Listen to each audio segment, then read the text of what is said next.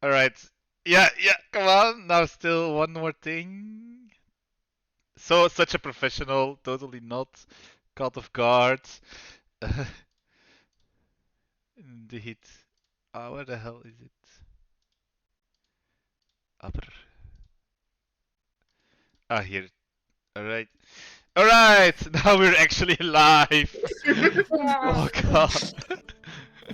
Thank you everyone for joining from second. This is totally working as intended ever. As always, as always. Yeah, Alright. absolutely.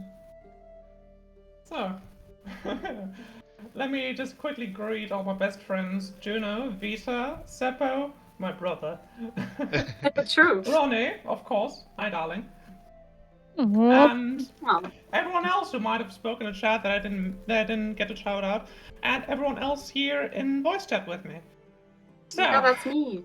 yeah. Once again, tonight we've summoned for a divine cause. Remembrance, no, but for the future loss. Yes. Obviously, I'm here to make song references, be gay, do crime, and be a dungeon mother. As per usual, I am Francis, also known as Siska. My pronouns are she, her, and I'll be a dungeon master. I would like to give the word to each and every one of my players before we start, and then I'll just recap everything, and hopefully we'll have a very fruitful session today. Ante, please. Any shoutouts for stream you want to do first? I think someone else already shouted out Seke.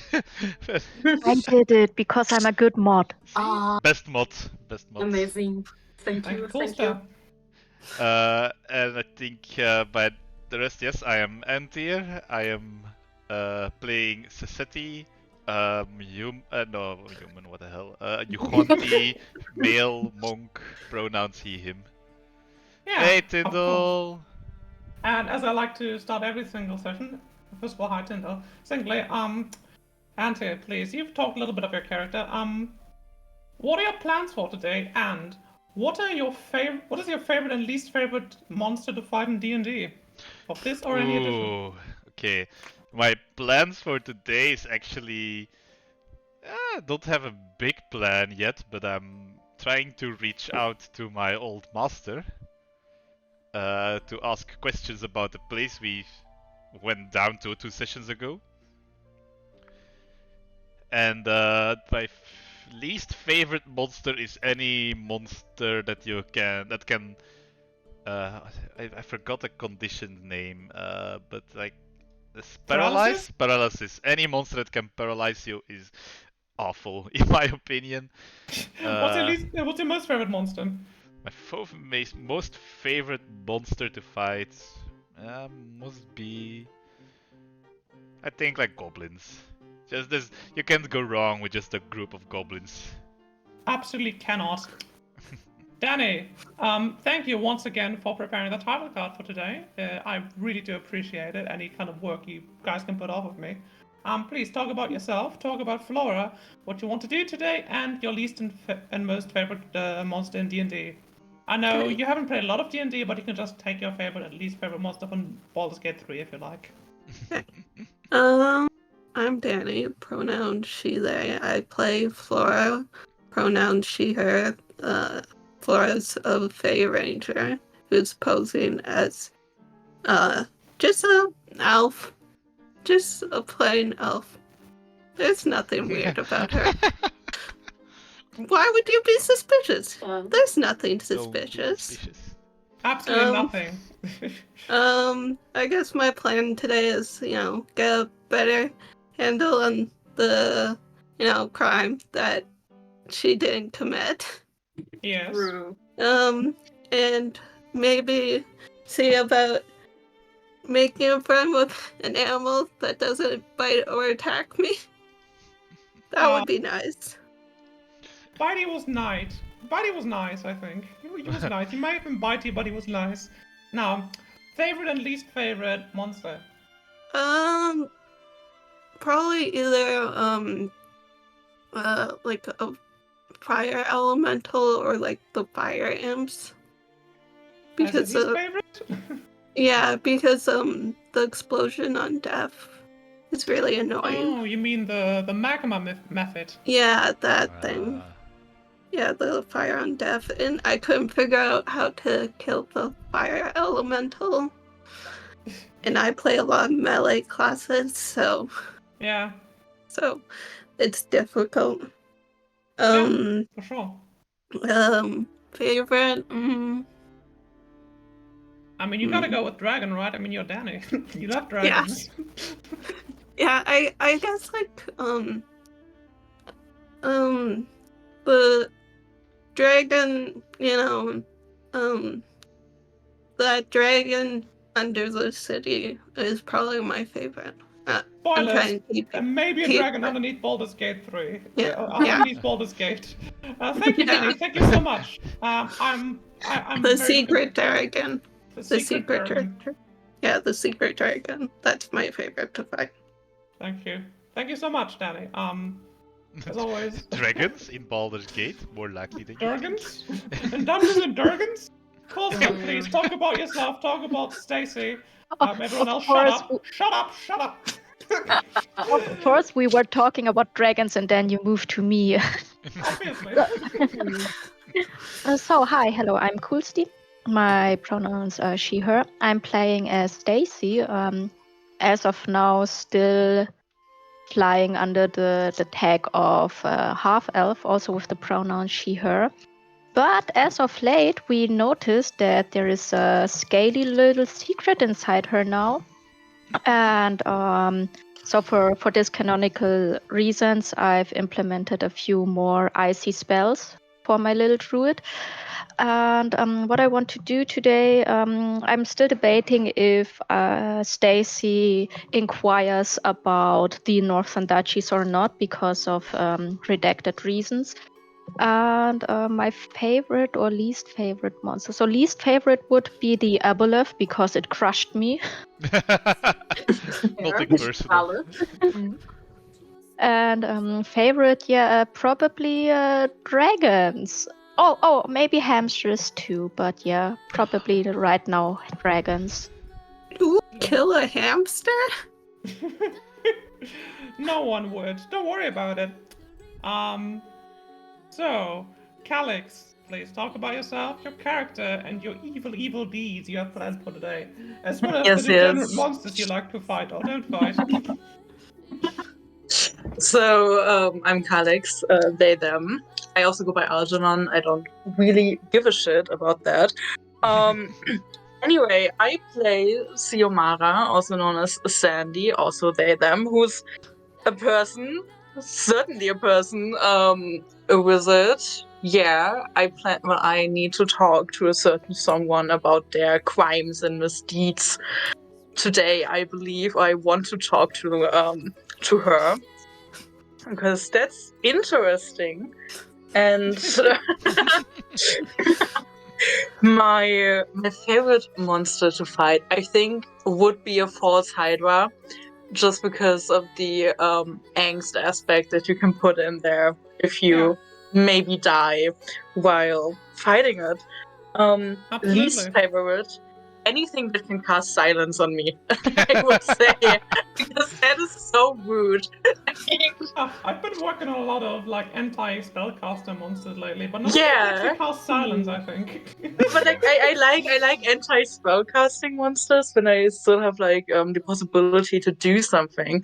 But silence renders me like 90% useless. Which I think is kind of funny because that also happened to me while I played Baldur's Gate several times. Well, I've got one solution for you. You might just consider re-rolling a character and making them a psyker. No. When you use psionics, you do not need to you don't need to use your voice, so that's cool. Yeah, but I like my little wizards. I have they're my favorite weak people. Obviously. I have been enjoying cleric/sorcerer. That's fun. Yeah. Yeah. Definitely. That being said, cool stuff. No, fuck. Close, close. Please talk about yourself, about your precious little Muppet boy, and your least favorite and most favorite baddies. Okay. Hi, I'm Loki. Ooh, immersion break. And I use any and all any and all pronouns. My Muppet is a Githyanki artificer whose name is Azizi, and he uses he/him pronouns. And I don't really. I'm very new to D&D, but I'm definitely not gonna tell my DM my least favorite type of monster. I feel like that can only bite me in the ass very soon. Like, you're not getting that info from me. Aww, Mind no game. trust. No Sad. trust. Join in on the fun, come on. I fine. don't know. And my favorite is Raphael Baldur's Gate. He's a sneaky little guy.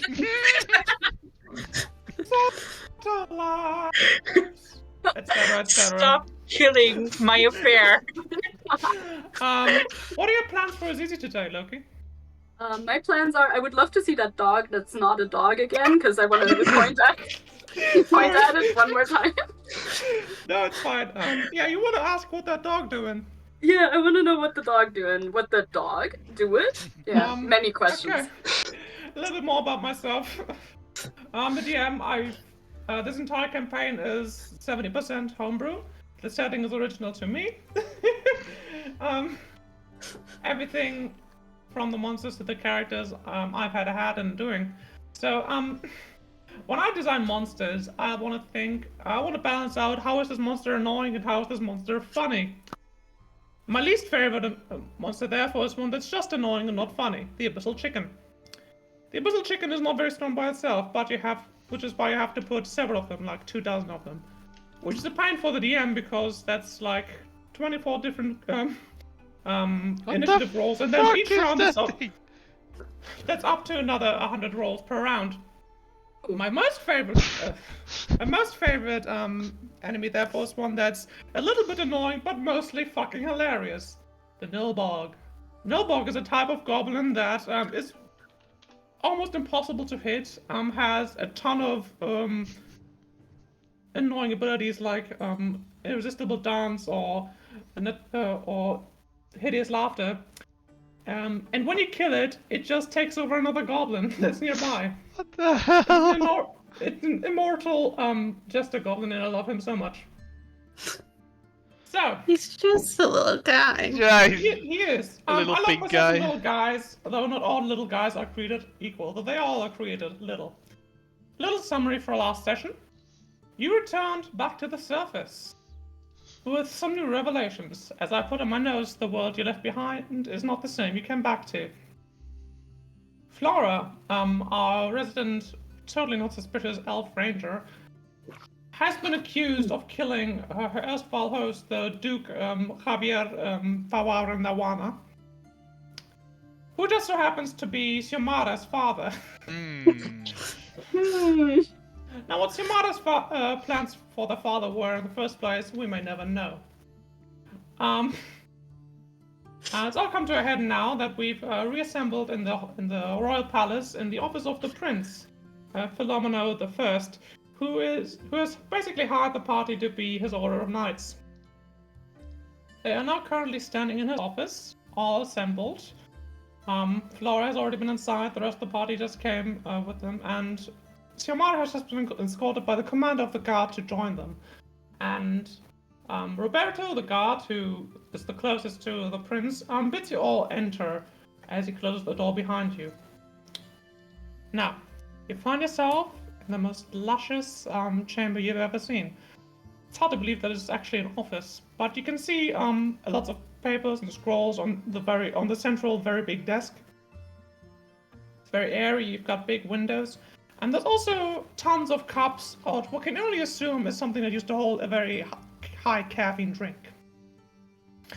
In front of you, as always, is the prince, Philo, and he stands up and goes to shake each of your hands and congratulates you on your recent endeavors. Let's recapitulate. The whole reason you were in the sewers to begin with was so you could strike an alliance on his behalf with the Undercity. Now, if there's nothing anyone would like to do immediately, I will just go through. Otherwise, I will just ask anything anyone wants to immediately do right now. Yeah. Alex, please. Because we all know I'm still recovering from being drunk. I would absolutely love to find a place where I can just sit down. Fellow looks at you for a moment and says, "Oh, you must be one of the new recruits then. I'm very happy to make your acquaintance." And as he shakes your hands, he notices that you look kind of sick and you're about to throw up, and he says, "Oh, please, go sit down over there. No problem at all." And so you do. You sit down by the fire. It's very comfortable. You have trouble not falling asleep. Give me a Constitution saving throw, please. No. Yeah, wait. Barf check. Please, laptop, my work. My laptop, please work. Constitution, yeah. Yeah. You can see It's not Francis good. got inspired by Oh Trinity. my god. Yeah, that's a fumble. Like that, you immediately feel queasy as you feel something come up to your throat. You almost throw up, but you catch it in your mouth. Oh my god. No. And everyone can hear your belly rumbling a little bit. Uh-oh. And you feel the severe, and you fall asleep. Let me just add that in Roll20. Let's give you a little tag. Like so. Boom. Boom. Oh. Everyone else, you see Xiomara shake hands of Philo telling them that they can sit down. They sit down and fall asleep. Anything else that anyone else would like to do? Can I ask Philo a question? Of course, yes. You said Javier was stabbed and burned. Did you find his corpse? One moment. Before you ask this, I will just remind you what happened last session. So kind of off screen, so don't blame me for missing it. You and Philo talked at great length about the trial, what you've been accused of, what stands to risk, what everyone knows. What the garden knows is that they found his body half burned inside of his fully burned villa. What do you want to ask instead? Okay, so I just wanted to know if they found the corpse. Okay. So do you still ask him something? No, so they did find the corpse. Yeah, they found the corpse. What you don't know is they've since put it into a box, which is now being transported to the Northern Duchies, to the city of Moonlake, which is apparently his birthplace. So, is there anything else you'd like to do, Flora? No. Okay. So it's easy. This is not the first time you've been in the royal palace. This is the first time you've been in the royal chambers, though. What are kind of your thoughts as you are here? I just noticed what Generally- song is playing in the background. I'm sorry. Yeah, that song's nice. Good vibes. I just good put vibes. on chill D&D music. Do you want me to change it to something else? No, the song's good. Yes. Aziz is generally not vibing with being near royalty, etc., because like doesn't want to run into anybody who he recognizes from up here, of Yeah. course. So he's trying his best to be like so low key. So low key. Get it, Very get it, funny. get it. Why don't you give me a stealth check? And still, oh, I should have seen that coming when I said the words that I said, huh? Okay, Uh-huh. am I good at that? Wait, let me find it in this long list of skills that I'm okay at that. Not great. Please be connected. Oh, Ooh. Everyone can see just We are how all uncomfortable so bad. you are. oh In no. fact, anyone who can see your back sees that there's like a small dark spot slowly getting bigger on it. What? As you're sweating. Oh. Like the sweat is accruing on your back. Okay. The big, tall human guardsman that you saw before turns to you and says, "Oh, you need like a towel or something."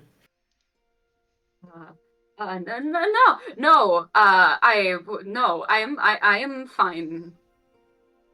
Why did Do I you need give me to a roll deception for- check? Yeah, I was gonna say. This would be so funny if it was good. Chances aren't high that. Well, okay. Okay, it wasn't too bad actually. He raises an eyebrow at you and says, "Oh, right. Well, I suggest you just go over to the eating room. We'll be there in a minute, right?" And he kind of looks over to the prince and says, "Oh, well, yes, of course. I invite everyone to have another lovely dinner with me, since you did so well and we have a lot to talk about. And I think the best ideas I had with a full stomach.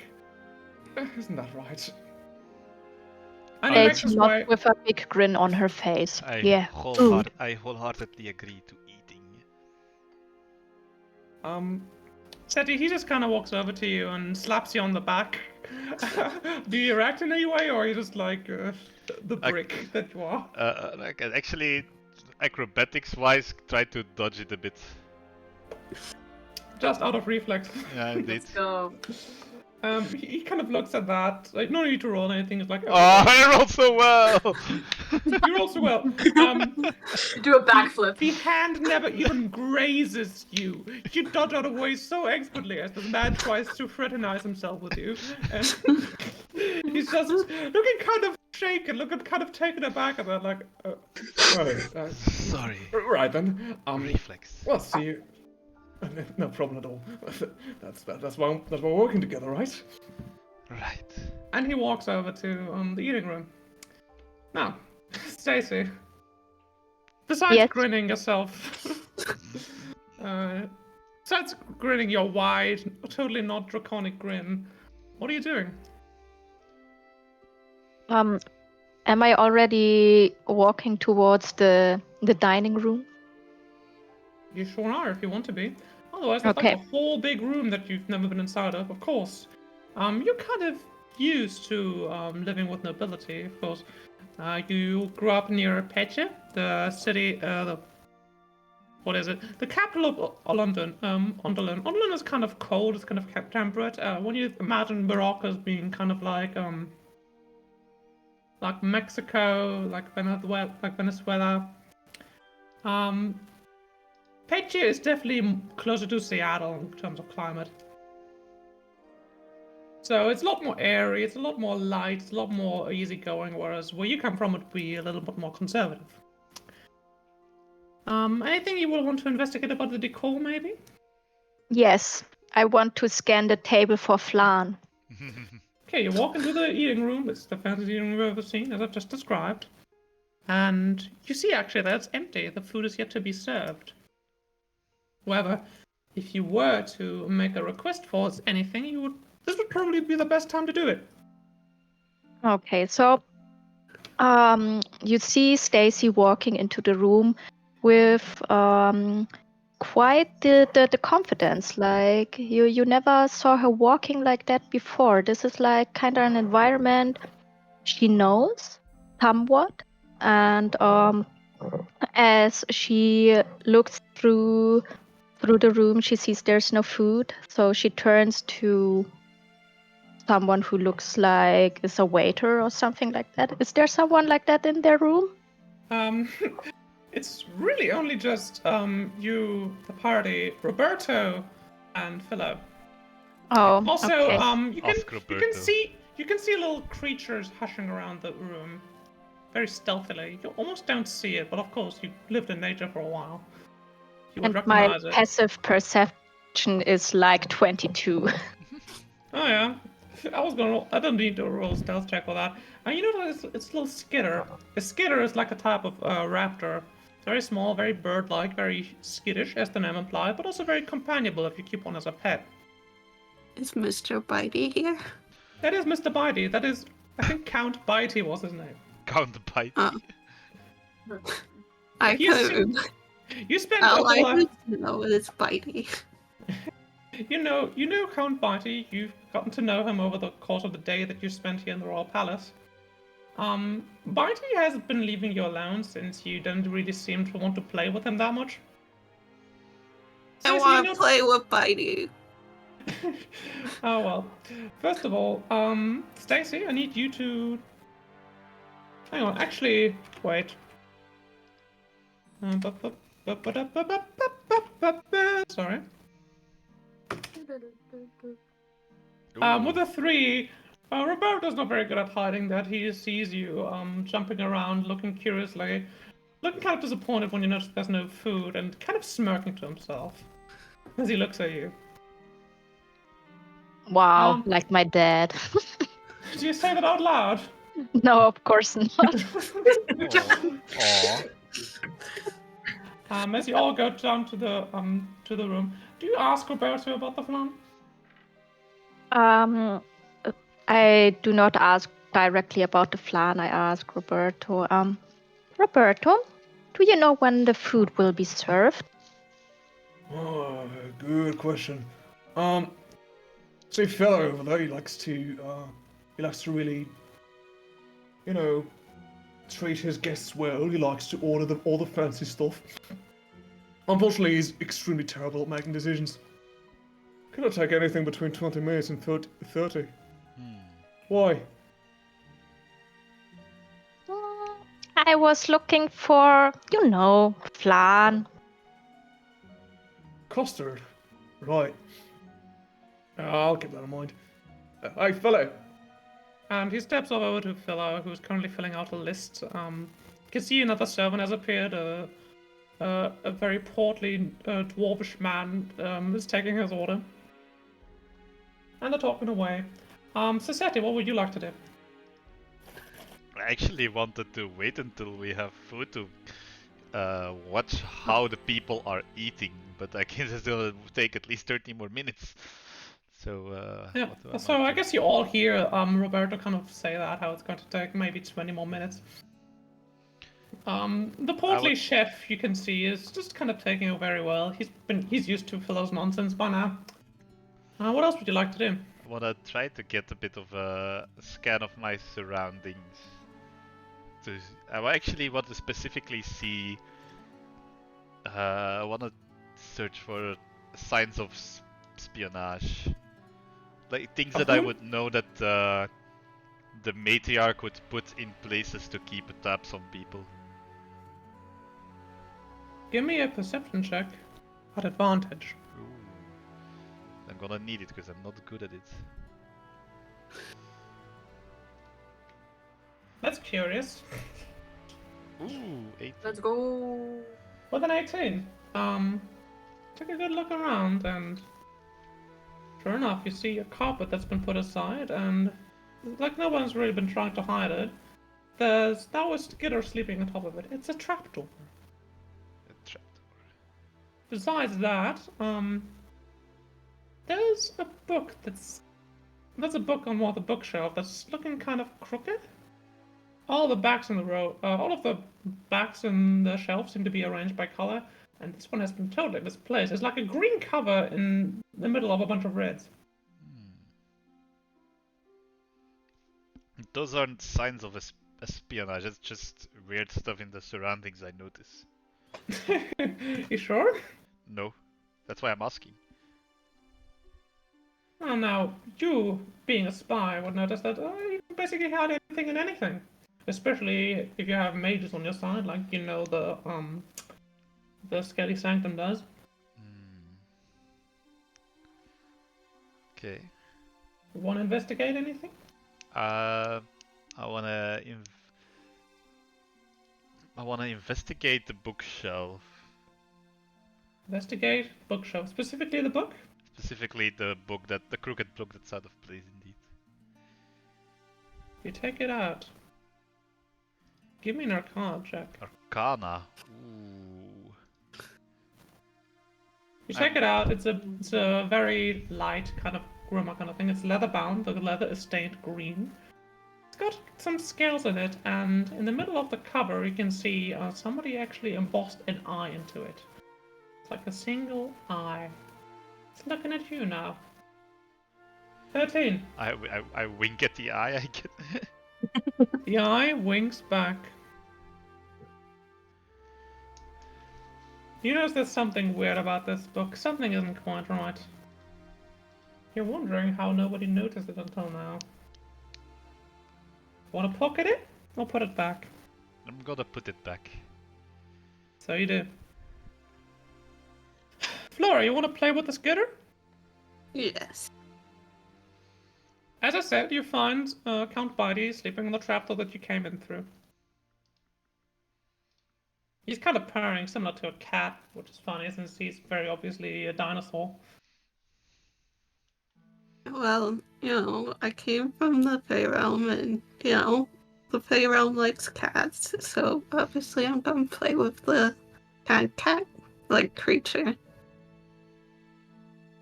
Okay, so you do. Now everyone kind of waits. Yeah? Also, before, the meal is served, can I ask if there's, or check if there's, a fireplace nearby? You would know that there's a fireplace in the lounge. You've been spending all day in it. Okay. In it. In it? In it, bro? I just been crawled up in the fireplace, cuddling the skitter. Yeah, so you do. 20 minutes pass. None of you notice anything weird. Of course, there's the general sense of unease, as Flora, you know what you've been accused of. Yamara would also feel unease, being that they're basically in the company of their father's killer. But I mean, I'm supposedly. asleep. But they're fucking asleep, so. Alcohol can really help you go through the day, Sure enough, you hear a ringing of the bell. Roberto will ushers you into the eating room as you sit down. Each of you gets a very nice, comfortable place.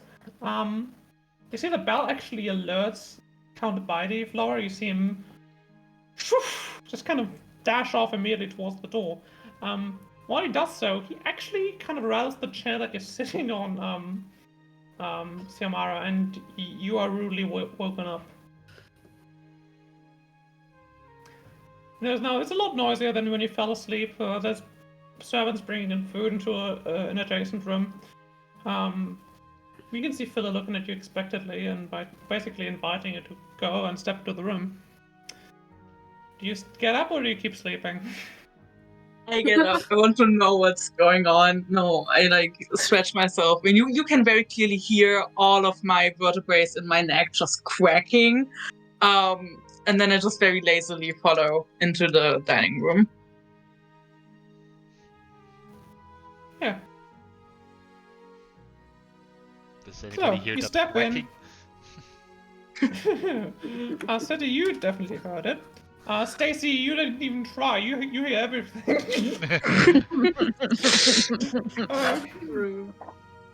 So you all step into the room. I'm assuming Azizi's kind of sitting off to the side, as far away from all the others as he can, as he's visibly uncomfortable. Simara just kind of sits down wherever. Stacy sits down next to where they put the desserts. Sadie, I'm assuming, sitting next to Stacy. And Flora, what do you sit? Can I just be excused for one moment? I just need to go do prayer. Do you say specifically that you're going to prayer? I don't specifically say that I need. I just say, excuse me, I just need a moment. Before you do, you see, both Roberto and Philo staring you down. As Philo says, is this a tradition where you're from? I noticed you did this last time too. Yes. Obviously. Do you need anything? You can take some of the food if you like. Yes. Obviously. Please.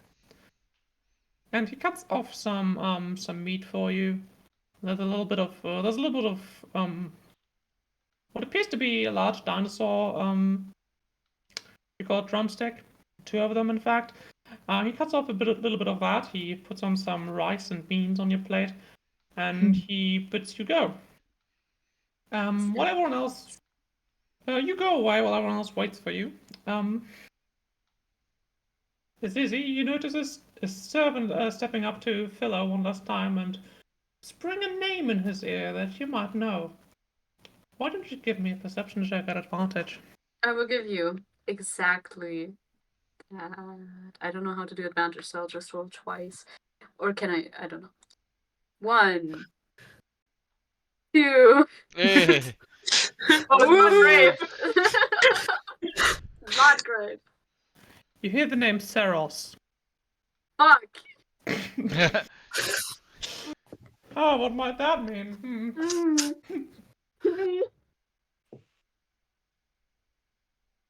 He thinks slower, but that is like a continual process. Ever since he started sitting down, he's like slowly descending towards underneath the table. So that's I was happening. about to ask you whether you need a boost to sleep.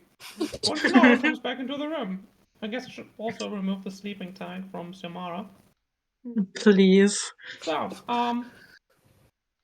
any kind of RP you would like to do, I suggest you do now because I'm going to be talking for a while as Philo. So, any prompts? Yes. So you see Stacy sitting there on the table with a little cup in her hands. I hope there are cups She's on the sitting table. on the table? No. on the cup with the table. Oh, this is some German then, because we say wir sitzen am Tisch. But yeah, At the table, yes. So yeah, I don't know. That's why on was the right preposition for me. Okay, so sitting at the table, holding a cup in her hands, and she's looking quite interestingly towards all the people, and she feels the tension. But before the big tea happens, she turns to Philo and she's gonna ask, so have you heard any rumors about the Northern Duchies lately? I wish it was just rumors. I've heard all kind of disturbing news. But that's for later, isn't it? Let's not get the bad news get ahead of the good news, right? She nods politely and said, yes, of course. Pardon me for interrupting. Oh no, of course. And he gives you the most genuine smile you've ever seen, probably. You hear a little squeaking in your backpack, Stacy. So then Stacy reaches to her backpack and puts the little hamster on the table. Philip gives you a short, very disturbed look as you put an animal on the table. And then he grins himself and says, "Ah, yes, I see. Our party has grown even more than I figured. Oh, well. Now." And he takes a little fork, he bangs it against his, I guess, wine glass, and he says, "Now, well, if I can have your attention, please. I am so happy you all could join me again tonight. Of course, the entire city, or at least the Undercity, knows of your success down in the Undercity, down in the sewers, and frankly, it couldn't have turned out any better. As you might have heard, the matriarch herself attended my speech, which was a great success. I am now no longer bound by the shackles of womanhood, one might say. More than that, I hope soon the city will not be will not be bound in the shackles of crisis. And his face turns a very solemn shade. I must once again call upon your services, as much as it grieves me. I would like to take this as a time of celebration, but I also have no doubts that you are more than well equipped for the task. I need you all to travel west, towards the Blue Forest. People have seen strange creatures and blue lights. The strange creatures are nothing new for the forest, but the blue lights do make me a little bit worried. Archmage Romain has unfortunately departed on a very urgent business, I've been told. But if they were here, they would be able to tell you that these are the very clear signs that the blue lamp has appeared again. Now, Look out. I'm assuming you're all very taken aback by this. As you know, Yeah. What? That's how you it feels. you've taken the blue lamp custody. Wait, what As have he you goes on, considered? Wasn't it in Vico's Chambers. custody? Ding, ding, ding, ding. That's right. From what you heard, actually, they had it put inside of their private vault at the university to keep it safe. Which makes sense now that they're gone. They can't really look over it themselves, but there we are. The prince goes on, says, I know. It beggars belief, but the lamp is very much still in our possession, which means either there are two, or we have been made fools of. Now, that being said, I do need you all to investigate, and if it is indeed another lamp, I need you to retrieve it for me. The majority of the sightings have been near a place called the Mouth of the Earth. It's a large pit full of caves. It's a very common spot. It's a very good spot to find wyverns if you're interested in such things. I know I am. Where was I? And I need you to investigate the closest settlement near the mouth of the world, but it has gone completely silent. On a more personal note, a shipment I've been expecting for several months now has gone missing, and it was last seen near that settlement. Now, I've no doubt that you are all very much equipped for the task, but I cannot send you alone. There's a battalion of the most loyal Royal Guard accompanying you on the quest. You'll be going by airship. and you kind of let this sink in, just kind of the gravity of it. As you know, Gravity. airships in this society are basically the pinnacle of technology. This is kind of the state that we're at. We've barely gotten into clockwork. We've barely just figured out how to do lights work with magic and technology. And airships are just basically a revolution in transportation, making this entire big continent a lot less intimidating to traverse. Question. To me, the DM, or to Philo, the prince? To you, the DM. Yep. Does Fly even know what an airship is? You've seen them around town. You've taken a couple of air gondolas, which are like basically small hot air balloons. Okay. So she roughly knows. You can give me a quick say, give me like an intelligence check to see how Flora reacted to it when she first saw it. I think that would be nice, a little bit of roleplay. Okay. Just like a basic intelligence tech. Yeah.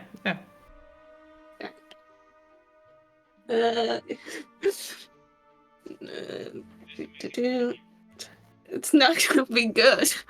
It's a 4. Flora was entirely flabbergasted the first time she saw something like that. There's such a thing as flying cetaceans, like flying whale, flying shrimp, flying fish in the Feywild that you've all seen. Some of them you've even hunted. This thing was made out of clockwork and machine and a large balloon, and you didn't know how to react. It took you a few moments to really get with it, and still now, every time you see one of them, it's kind of spooky to you. The prince goes on, saying, Indeed, I've commissioned the Artisans Guild's finest to transport you as quickly as possible. By ship, we would have to wait a week, and I cannot wait while possibly my subjects are being slaughtered. Future subjects, of course, but they're close to my heart anyway. Your departure will be at dusk in 2 days. I trust you will do everything you can to prepare yourselves. And if you have any more questions, please feel free to ask them after dinner. And he sits back down, and you're all free to eat and talk amongst yourselves. I have a So, question to me, the DM, or Philo the to Prince? the DM, to you person, like to you. Yeah. How much would Theo know about the blue lamp, since they haven't been there for that?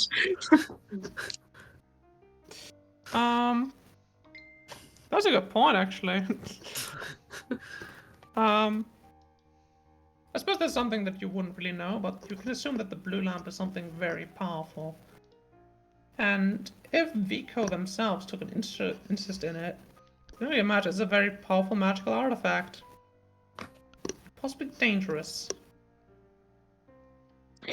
Okay.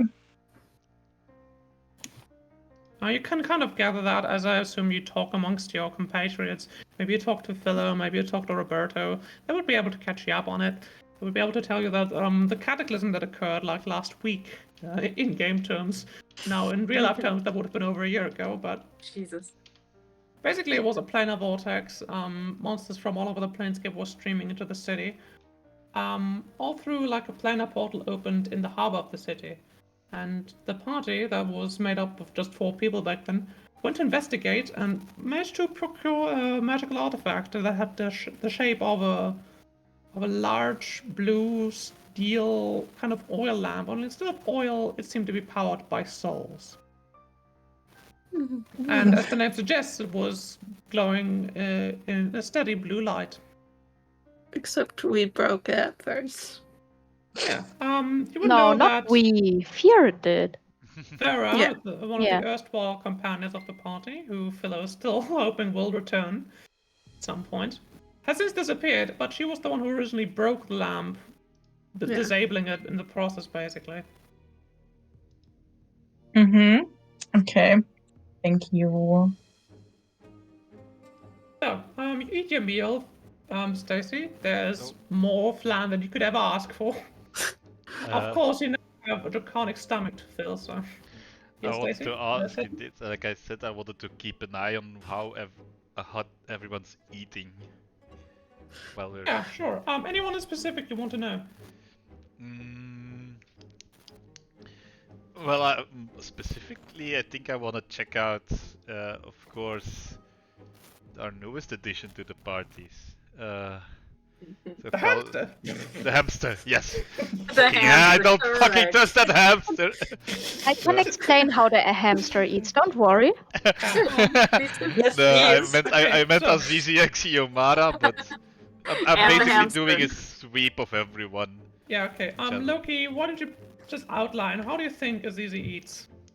Well, Azizi is not pleased to be here, so like there's not much of an appetite there, but like it would also be suspicious to not take anything. So he's like trying so hard to eat just the normal amount of food that people normally eat when they're not freaking the fuck out, which it's not working. I don't think it's working very well. It's like a weird collection of items that don't really go with each other, and he like nibbles at them every now and then, but they're mostly on the plate. And he's like sinking still. Like soon he'll be under the table. Now, what I kind of question that I have is, do you at any point take off your goggles and scarf? Well, scarf, yes, but never like fully. Only like pulls it down to get something in and then back up. It's a very like awkward looking procedure. Nobody's fucking with it. Teddy, you notice, Azizi by all means is a very pretty little boy. Only he has a very distinct lack of nose. Which you find a little strange, but I don't know. It's up to you what you interpret into that. Calix, why don't you tell us how Xiomara eats? Of course. They sit incredibly straight. Just Which is erotic.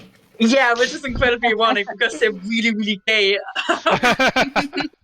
No, but they sit like someone who is incredibly used to being around nobility, Yeah. and they know all of the table manners. Like they have, like you get the sense that they have had this trained since they were a child, basically, and they only drink water at the table. They had enough alcohol for one day.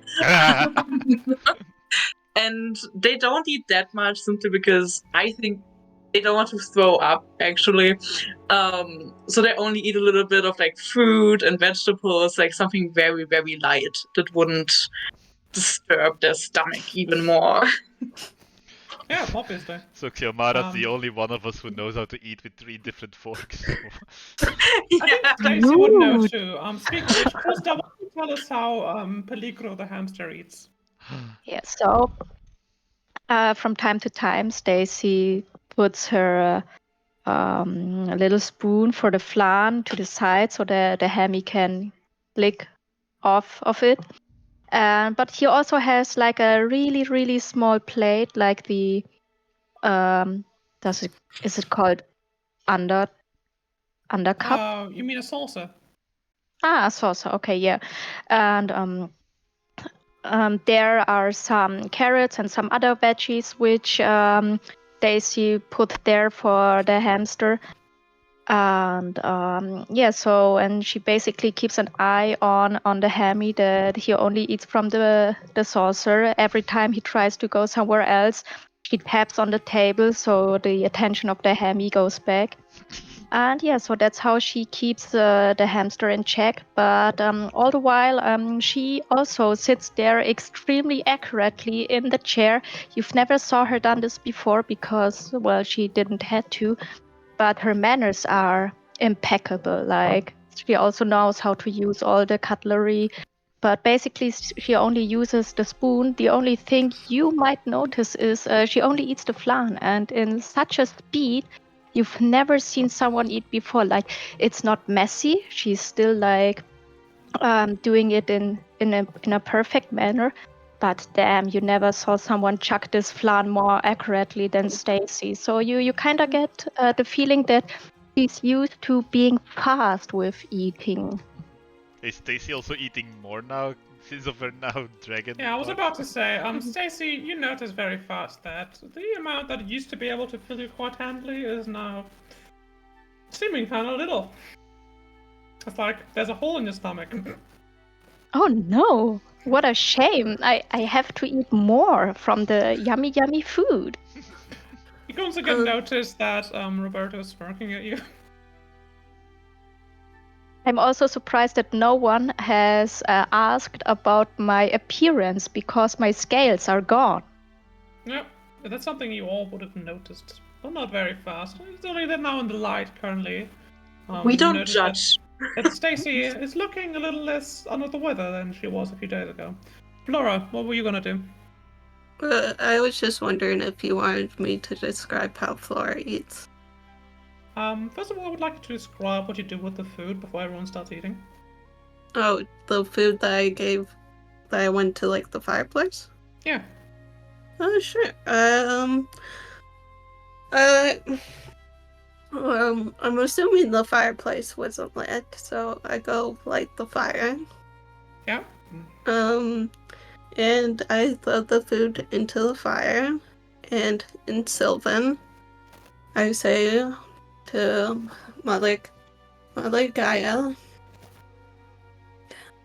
give us strength. Please protect us. Look after Amelis. Keep her safe.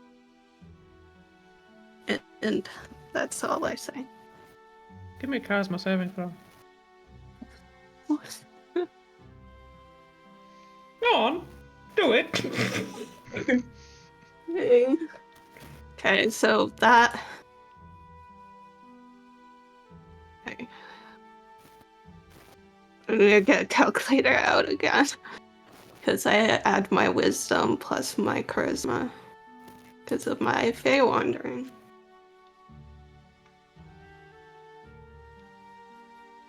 Yep.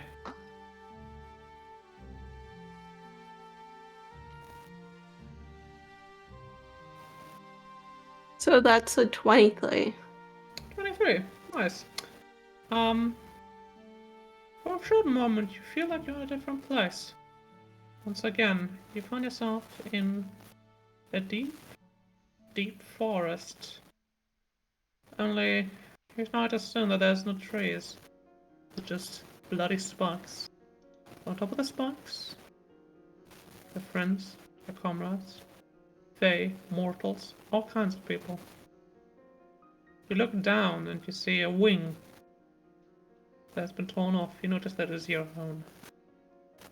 And you feel the pain, you feel the soundness, you feel the rage. For a moment,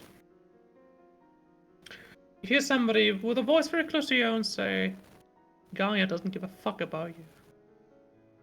When you come to, you notice the fire has been blown out by something. You can guess what it is. As you return to the table, now, unless you have any questions like that, I would like you to describe, how does Flora eat? Okay. So,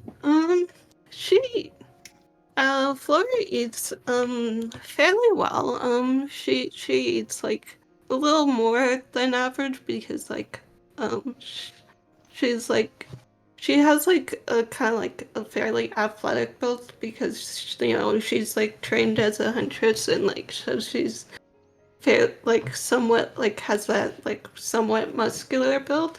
And also you have to carry the entire group with your DPS. Yeah.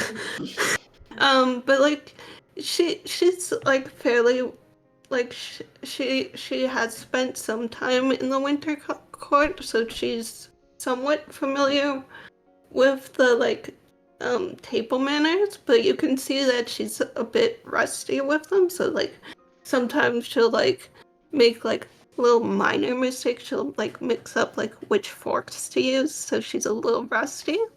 But you also notice, like, she's always keeping her eyes out, like, keeping track of everything. So you see all that. You also notice that her manners are kind of strange. They're not altogether unorganized. She seems like she knows what she's doing, though what she's doing is extremely different from everyone else. Now, that being said, you hear knocking at the door, and Roberto gets up and gets a servant. The servant is carrying a familiar face. One moment. It's carrying a face. Where's the rest of the body? Yes. So Ah! Just the head. Not Tom! The servant carries in a little, blue cat with big black eyes, just kind of looking around at you. And then the servant goes over to Philo and whispers something in his ear. And he goes, But I don't have a cat. here's the servant, Sir, please, I'm quite sure that you do. And I found her straying around on the outside. The cat goes, Um, as she plops down to the ground and, crawls up on Flora's lap. And Philo says, what a very strange... You notice something twitch in his face. As his face goes slack for a moment, he says, Oh, yes, of course. My cat, of course. Oh, thank you. You may go. who wants to give me an Arcana check? Well, Please, Yamara. wait. Here it is. let's go. It's not good. I'm not good today. You got the distinct feeling that Philo was just charmed by something. You didn't see what. I can try my Arcana. I don't have very good Arcana. You don't need to roll me anything. As a fae, you would notice that somebody just charmed somebody. Nice. Natural one. Nice. Oh, Stacy, you I think to don't- yourself. Yeah, So I don't need to roll Arcana? you don't need to roll. Okay. Stacy, you immediately notice that my There's nothing wrong. he sure is forgetful and forgets he has a cat. Yeah. You chuckle a little bit to yourself. Until you remember that you know that cat and this is not in fact his, so you're a little confused now.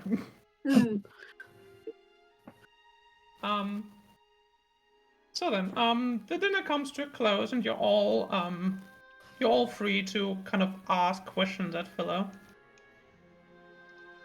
Laura, you can see Notom is in your lap. She's pretending to be asleep.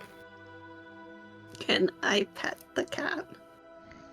Oh, you've been petting all this time. You haven't even been noticing it. She just seems to enjoy it. Can I pet the cat in this video game? What do you mean, Ken? You've been doing it for 10 minutes non-stop. Exactly.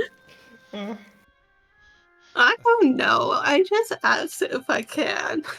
And you The could. last time I couldn't.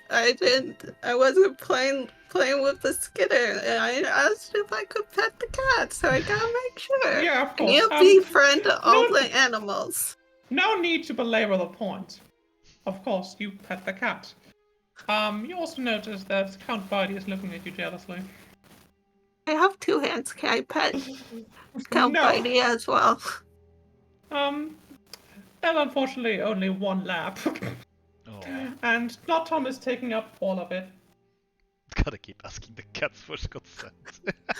That's right, Robbie. This cat is very special indeed. That being said, so anyone want to ask an immediate question at Philo? I have a question. Yep. So, I know the lamp was quite disastrous last time, but I mean the city has struggled already with rebuilding, I guess. Are you okay? It's fine for us to take an airship. Don't the people also need it right now for supplies? Repairs haven't been easy, but they've been easier than they would have been otherwise. I've been working for the past couple of years to keep a good relationship with the Builders Guild. So we've basically already repaired everything, the major damage. Inferno is another story, of course, but they deal with themselves in their own right. Supplies. It's not as much of a supply shortage. The greater Colo area. And you remember that Colo is like the farmland area around Maracas proper. I marked it on the map too. Here, the man in the background. El Colo. That Colo. And he goes on. I wouldn't be sending you if I didn't think it was the right decision, so don't worry. Okay. Okay. Any other questions? Can I ask the question? Yep. I'm not sure exactly how well I can travel, especially when I have been accused for a crime I did not commit. Stacy takes her cup and listens closely now. Before Philo can answer, Roberto chimes in and says, Well, look at you little criminal. Seems like I'm going to have to arrest you. and he winks at you. No worries, little bird. They'll be safe as long as I'm in the area. Besides, all the guards that are going to be with us on the airship are going to be entirely loyal to me and Phil over there. That being said, the Blue Forest is a bit of a wildland. Part of the reason we're taking so many guardsmen with us is because we kind of want to remind the people there of who is their sovereign. This might sound a little cruel, but in the end it's going to be for their best. So don't worry, I'm going to be there with you, and no one's going to dare even come close to you while I'm in the area. And he gives you a very warm, fatherly smile. Am I gonna have to lay that now? Don't give me a check. Don't give me. What the question is that? Yeah, sure. Give me an insight check at advantage. As you ponder this curious dad, man. Pondering the dad. Let me pull up my character sheet. While you do that, Stacy, you notice them talking about a crime. Xiomara, you of course already know what they're talking about, so I can imagine what your questions are. I imagine you might even have more pressing matters on your mind than just being shipped off to a different part of the continent that you don't even know. So Yeah. maybe if you have any problems with that, Azizi, I will remind you that you made a contract that requires you to stay close to society. So don't imagine you actually have anything to say now. No, You would like to it get just out of here, is what but- it is. I'm under the table now, by the way. Like, fully. You have disappeared. Yes. You're hiding. Yes. Under the table, Azizi, you can see the cat looking at you. Oh no. You know it has big black eyes. Oh, I wish now I had a tail to secretly expose. Rude. Mean. Bully Also- behavior. Yeah, please give me the check, Flora. Yep, it was an 18.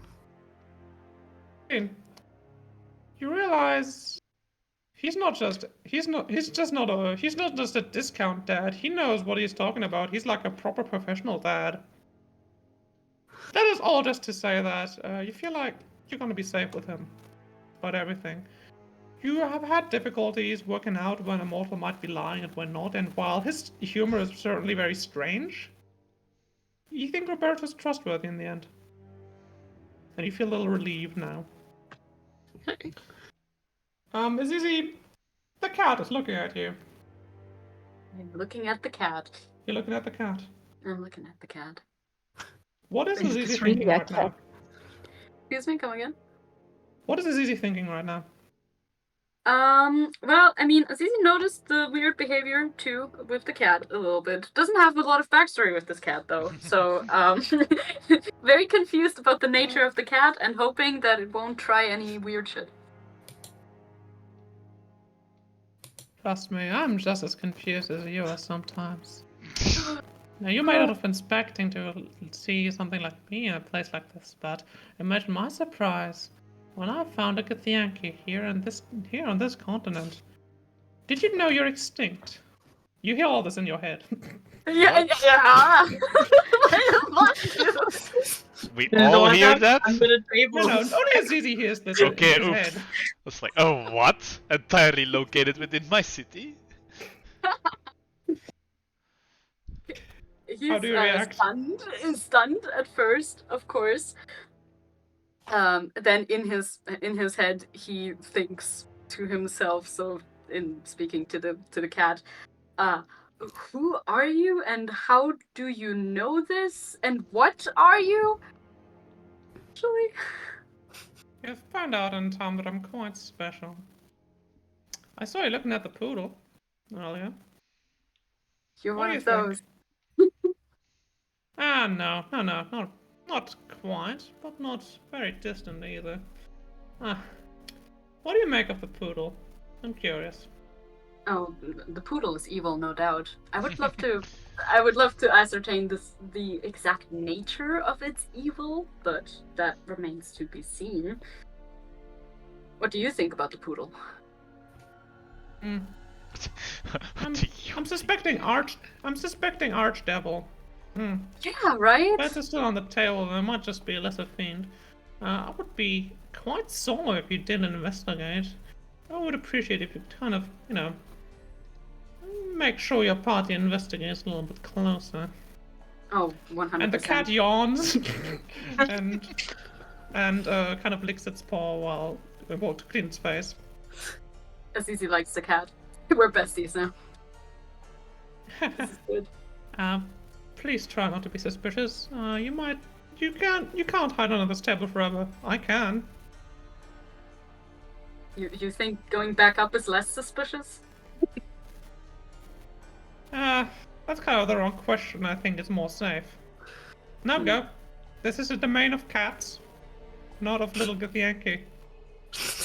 He sighs. He thinks the cat has good insight somehow, and tries to low key. I love this word apparently today. Get back onto his seat without anybody necessarily noticing that he was underneath the table. What's your passive perception? My passive perception is 16. I think. Okay. No, I don't know. Is that the same number? Fuck, no, I think this is something It's else. 10 plus your modifier, plus proficiency if you have it. Okay, then it's less, I think. Wait, I'm gonna find it. Wait a sec. Yeah, it's just 12 then. 12. You also notice Roberta's smirking at you. Oh no! No! Judgmental dad. Now, I if none of you have any more questions, I have a question. I imagine not just one, but please go ahead. I have one very big question. So you see Xiomara like placing away all of the forks and knives and stuff they used and fully look at the prince. And say, I understand the importance of your quest, I suppose, and I do not need to be presumptuous, but I have joined this group by complete and utter accident. I did not even know about the task that they had been set up by you. So I once again apologize, but I do not see how the coming quest has something to do with me, especially since I've just been shocked with private news that I cannot possibly announce right now. I'm still too rattled by myself. And I have so much to do. So please help me understand why this should be of utter importance to me personally. Give me a charisma check. A straight check? Yeah, right. Yep.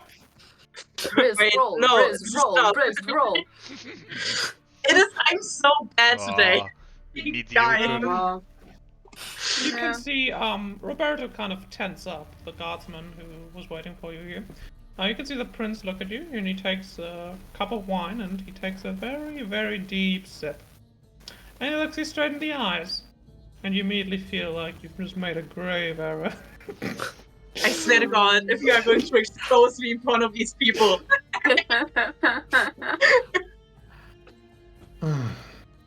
I sympathize, I do. Tell me, Mr. Sandy, is it? Yes.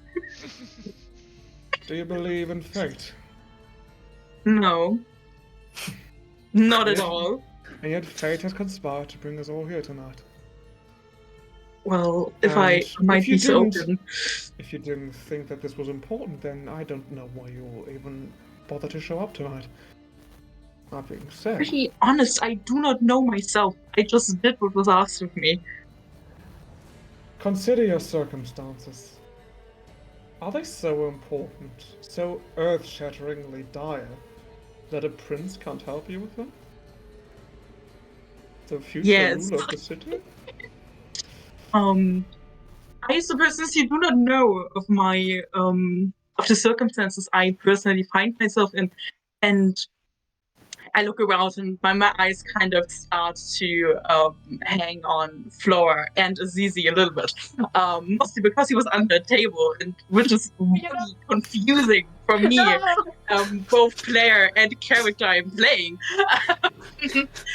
But I mostly stop at Flora. I am not yet at the point where I trust these companions of mine or of yours quite enough to simply be shipped off with them. Shipped off.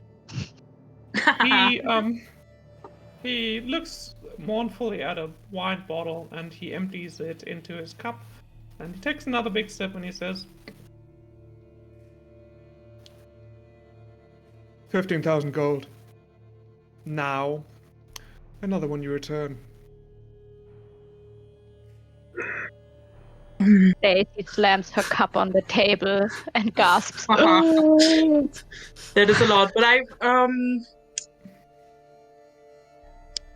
if we find a time to, this is for the DM, Siska, what is the name of the town again where I have to go? Because I've it written down, but I cannot read it anymore. sure, give me an intelligence check. Wait. That's how I'm rolling tonight. You want me to know? Oh. You remember that the town is called Moonlake. It's Moonlake City. It's the capital, basically, of the Northern Duchies, which are only loosely associated with the king, with the crown of Barocas. That being said, going there will take you 3 weeks. Jesus. That being said, while you're here, you might as well just do a quickie job for the future king. I mean, okay, I would say if I will take 5,000 and afterwards you will bring me to the city and I will do it, no questions asked. So you want to say in character that you would like immediate transport once the quest is done Yes. to Moon Lake. Yes. He considers your request for a moment. Done. Okay, well, that's all I'm asking for. Very good. I'm in. You can see he's smirking. It's a very wry smirk.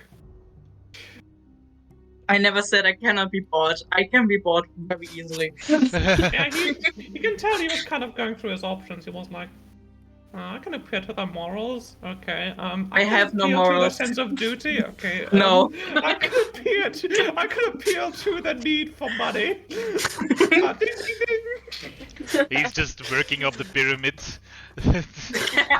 Or working down. The basic Like need everything for that would money. work Oh. if they were a good person, and then money. If no one else has a question. I actually do. Yep. Well, you said, because of the guards, that I would be able to travel to the Blue Forest. You said we should take a couple days to prepare, but, it will be difficult for me to get around Marquez when the city's kind of out for my blood because of the whole crime I did not commit thing.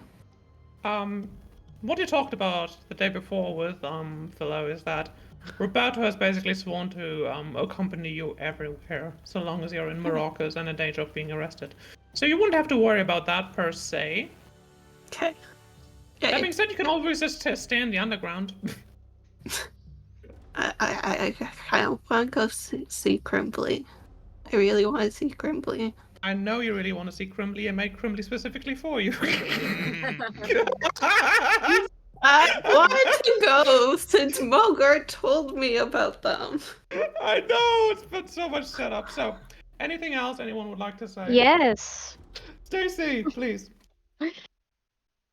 So, my prince, it's evening now. It's after dinner. I think it's now time to talk about the Northern Duchies a little bit. He's about to pour himself a cup and puts another cup in front of you, which he also fills up. Oh, I want a cup. Well, the rest of you kind of talk amongst yourselves, I guess. Cisetti, you're free to pull yourself another cup if you want. I do. The prince starts talking to you about just random economical stuff, supply lines, strikes, miners' fights, companies working against the duchies, the dukes being kind of a pain in the ass to deal with. And then at some point he drops, well, then there's this business of the duke who just up and disappeared. How do you think I'm supposed to deal with that? Oh well. But was there anything specific you had in mind? No, not really, but the one who disappeared. Is there something we could maybe help you with later, after our duty? Suppose I could make a pull for Pector City if we manage to somehow retrieve the Duke. And it's pretty close to Moon Lake, which would align with the goals of your friend over there. And he points over to Samara, who's just kind of smiling to themselves, I reckon, just sipping on a glass of water. Water? A water, not wine. Water. Oh, very Zawai. Yeah. Yes, of course. I never knew you had such an interest, but judging by your accent, I think that's not so far off. Are you from the Duchies by chance? No, how could I be of the Duchies when I'm a half-blood? Yeah, I'm something of a half-blood myself. To hear my father say my mother was a one-T. Strange, isn't it? Sometimes I wonder if I hatched from an egg. Anyway, You remember for some reason that the Prince of Maracas very famously was born out of wedlock. And yet, since the king had no other children and he did not want to give it to any of his cousins, it's pretty obvious that it's gonna fall to Philo in front of you. And for what it's worth, he's doing a good job of it despite being a bastard. A bastard only in one sense, of course. He's very nice of you. That being said, anyone else, any other character that would like to ask a question? No. Nope. That's what I love to hear. Is it? Is it? Sound of I'm Barty becoming shutting the much fun fuck for up. the session, and we've been locked in this fucking chamber for like Oh, what, okay. an hour? First of all, potty break. Second of all, Yes. think about what you want to Yeah. do. wanna Oh, I eat know all what the I want to crickets. do. I know Honest? who I want to visit. I want to visit Crimbly. No I way. finally can visit my little guy. Little No fella. bye. Right, see you soon. He's See you. getting it.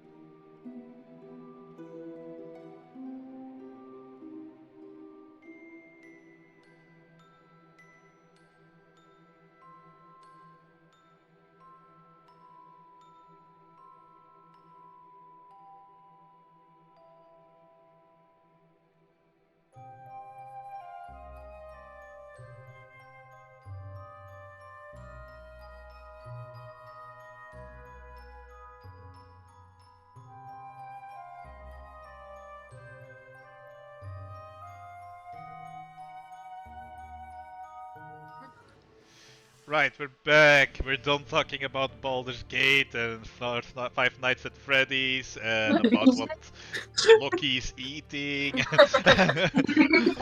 Well. Thank you, everyone. That being said, so, it is now about. Oh, excuse me.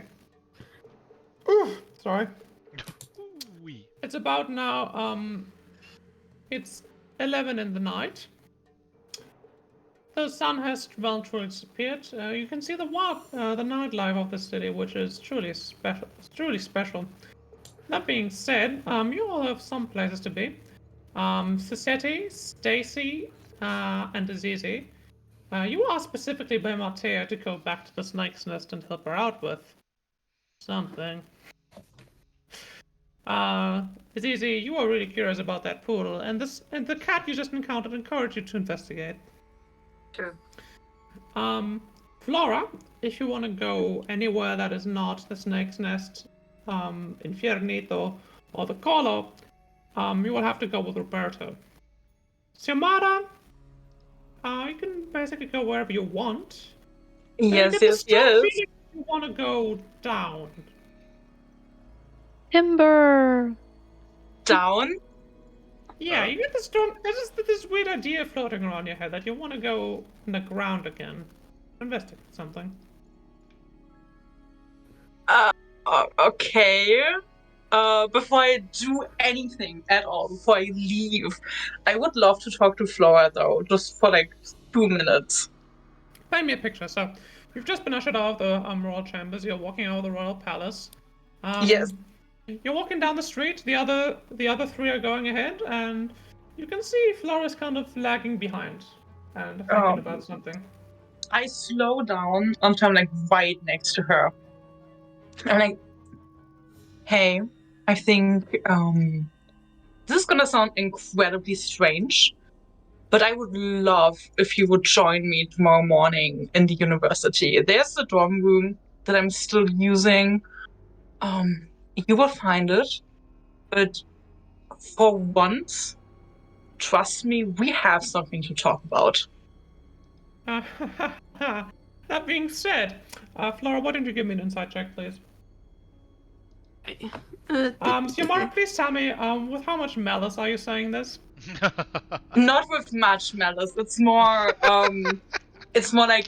like this is incredibly important to you and me. Like it's not as far as going with begging. It's more like a stern teacher vibe. It's strange. It's weird, but it's not much malice. Like 10% malice. 10% malice, 20% skill, 100% concentrated power of will. And a reason to remember the name. And a reason to remember the name, Sandy. Which name? Okay, Sandy, so of course. it was a 21.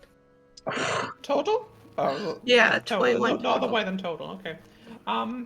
You get the strong idea that there's a lot more to Sandy than you realized. And you remember what they said at the dinner table, that they've had some grave personal news in the recent times. And you also seem to remember that somebody very important died recently, and you may or may not have seen it happening. Mm-hmm. And then it hits you like a pan.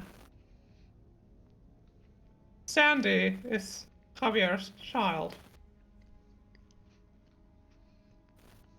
Dun dun dun. What do you do with that realization, Flora? I'm going to talk to them in Primordial. And Xiomara does not speak Primordial. No, I was like, I speak Sylvan.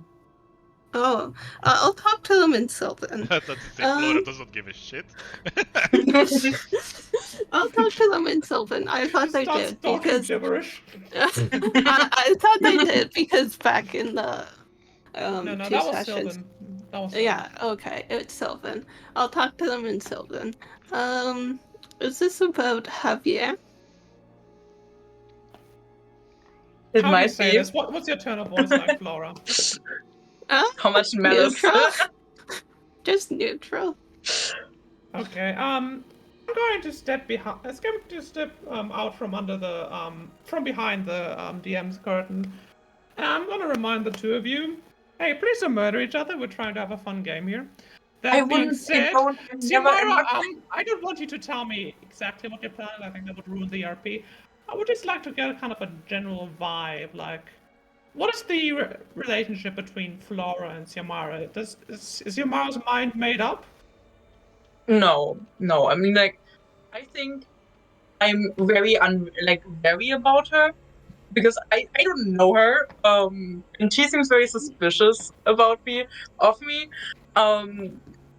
which makes me very suspicious of her. I think it's like shared suspicion, but it's not murderous. It's more I'm not mad that she killed my father.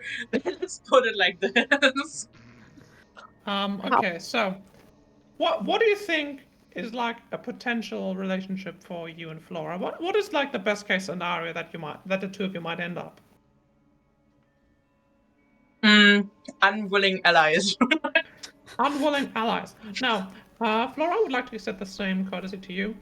What does Flora think about Xiomara? Or Sandy, rather.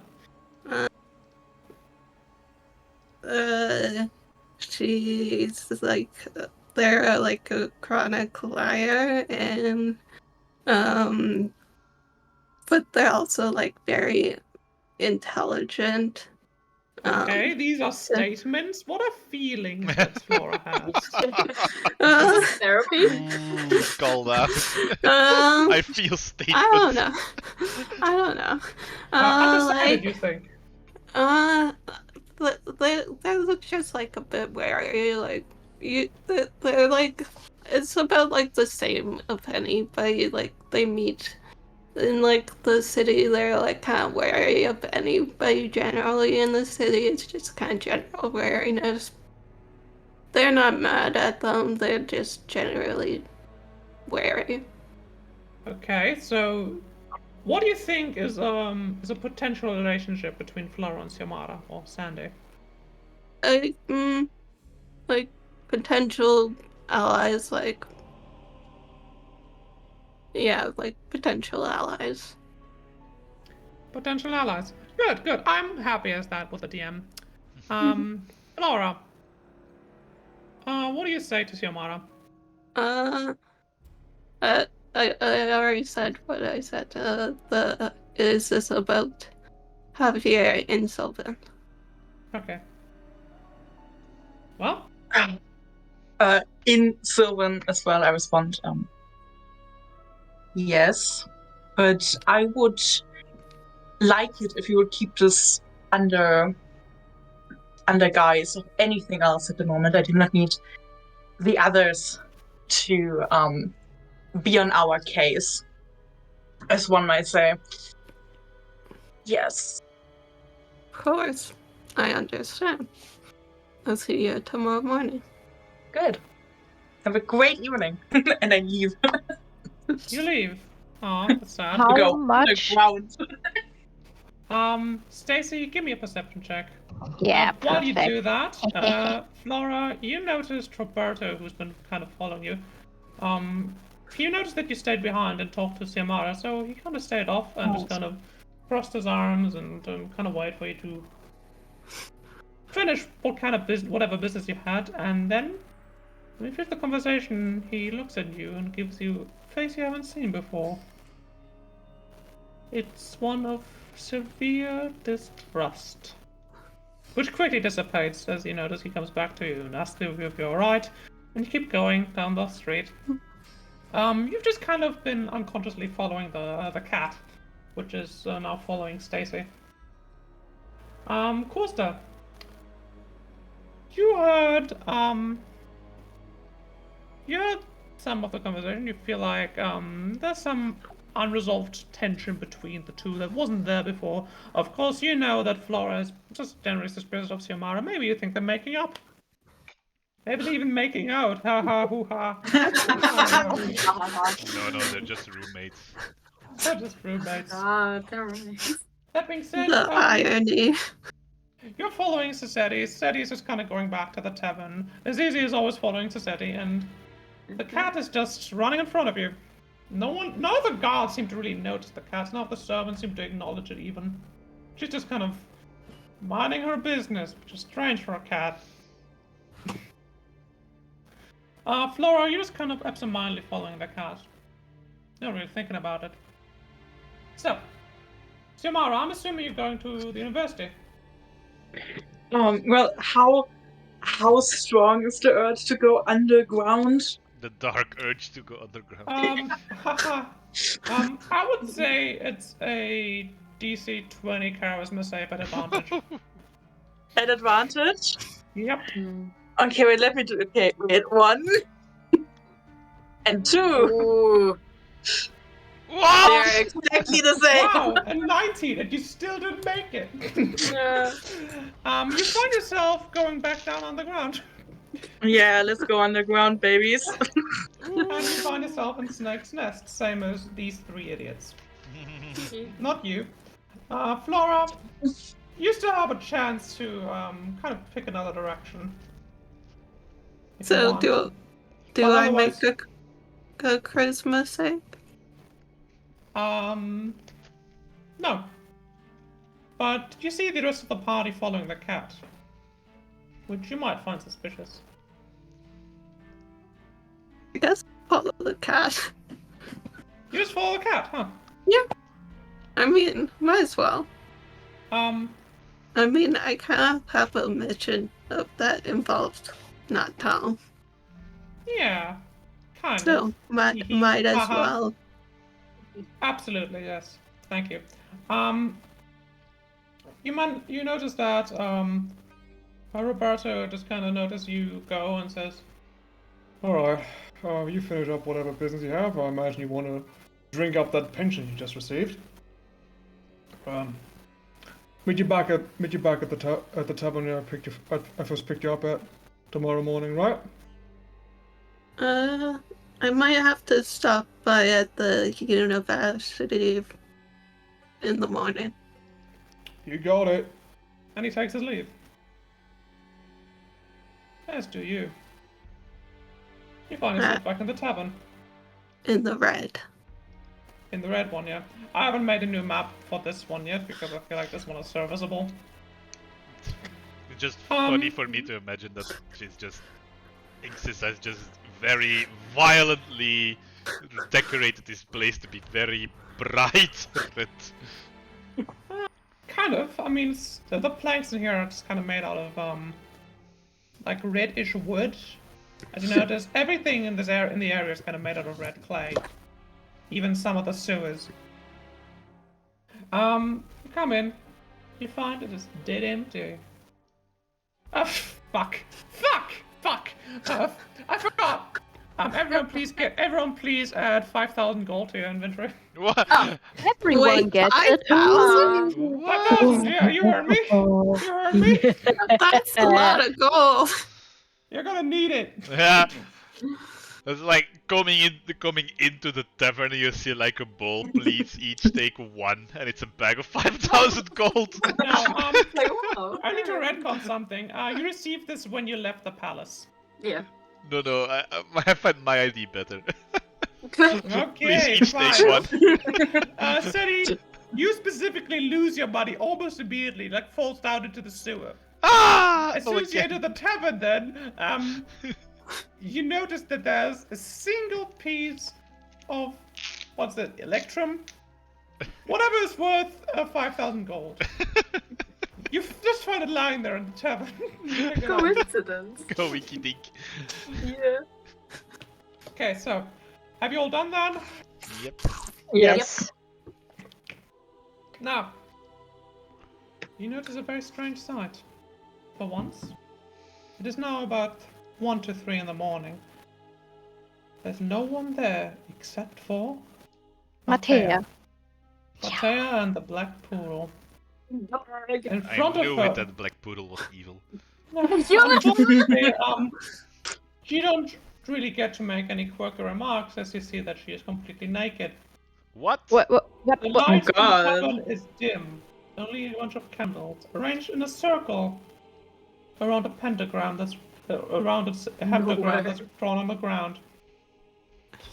And she looks up at you, and apparently she's just been busy in a ritual. And she says, "You came. Oh, that's good. Oh, I was afraid I was going to have to do this alone. Oh, you brought friends too. This is a little awkward. She can't be hi. naked and say, "Oh, you came to me." What the frick? Are Can we talking about? Get your mind out of Nice. the gather and into the game. So About to say, was you that see- again? Is that? Can she say that against Coolsty or against Stacy? Or both? Did I say cool, Steve? Oh god. Anyway, she's naked, she's been performing a ritual, and she's been waiting for you. You came. Yeah, Flora. Can I toss her can I toss her some traveler's clothes that I have in my inventory? Is that your first reaction? You don't say hi or anything? Yes. My first reaction is to toss her a pair of traveler's clothes and say, "Put some clothes on. You're going to catch a cold." You come into a dark room where there's only a bunch of candles lit.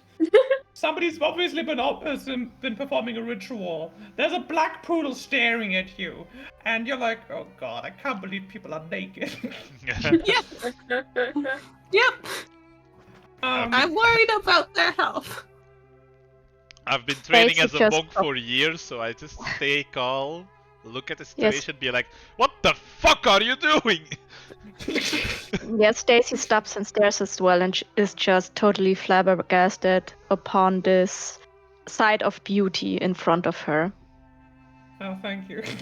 Are you having gay thoughts right now? God damn Yes, it. I have. Wait, is your is she ever not having gay thoughts? I'm just glad no one is asking me for detailed descriptions of Matea's body. I'm very grateful for that. No worries. Listen, we just work our imagination with that. Yeah, probably. That's for us. Well, to know. what did you expect from asexual me? Who's like toss clothes? All that aside, no need to belabor it. Flora, the dog catches the clothes out of the air before they even reach Matea. And she What? says, I'm afraid these will not be needed, and I'm going to need at least 2 of you to take over yours as well.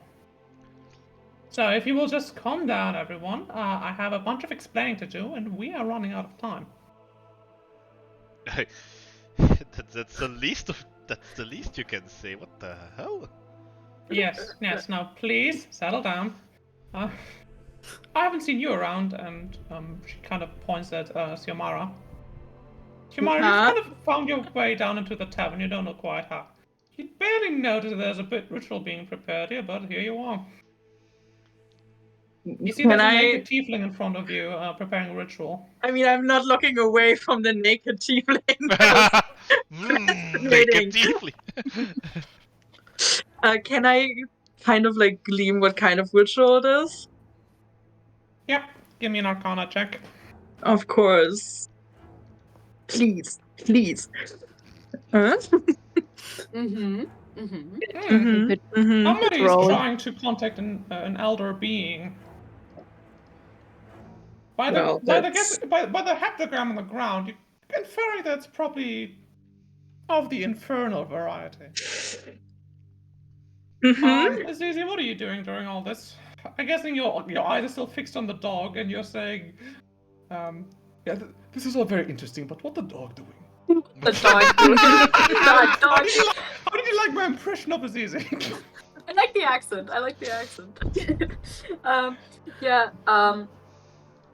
He was first reaction was, "Oh, I will not look at naked lady." But then he noticed all the rest going on. It's like, "Oh shit, this wasn't like an accident. We didn't stumble into like somebody changing their clothes. There's a ritual happening. Okay, what's going on?" He turns his attention to the naked lady and and asks, "Did the dog tell you to do this?" Which is a normal question for somebody to ask a person. That's the Well, first date there- question. She kind of rolls her eyes and says, "Right. The dog is indeed having me to perform the ritual, though she is more of a guide than anything. I had to look up all this myself, and she's just been nudging me in the right direction." As she says nudge, the it. dog kind of pokes her in the side with her nose. Like, bonk. And you're very satisfied.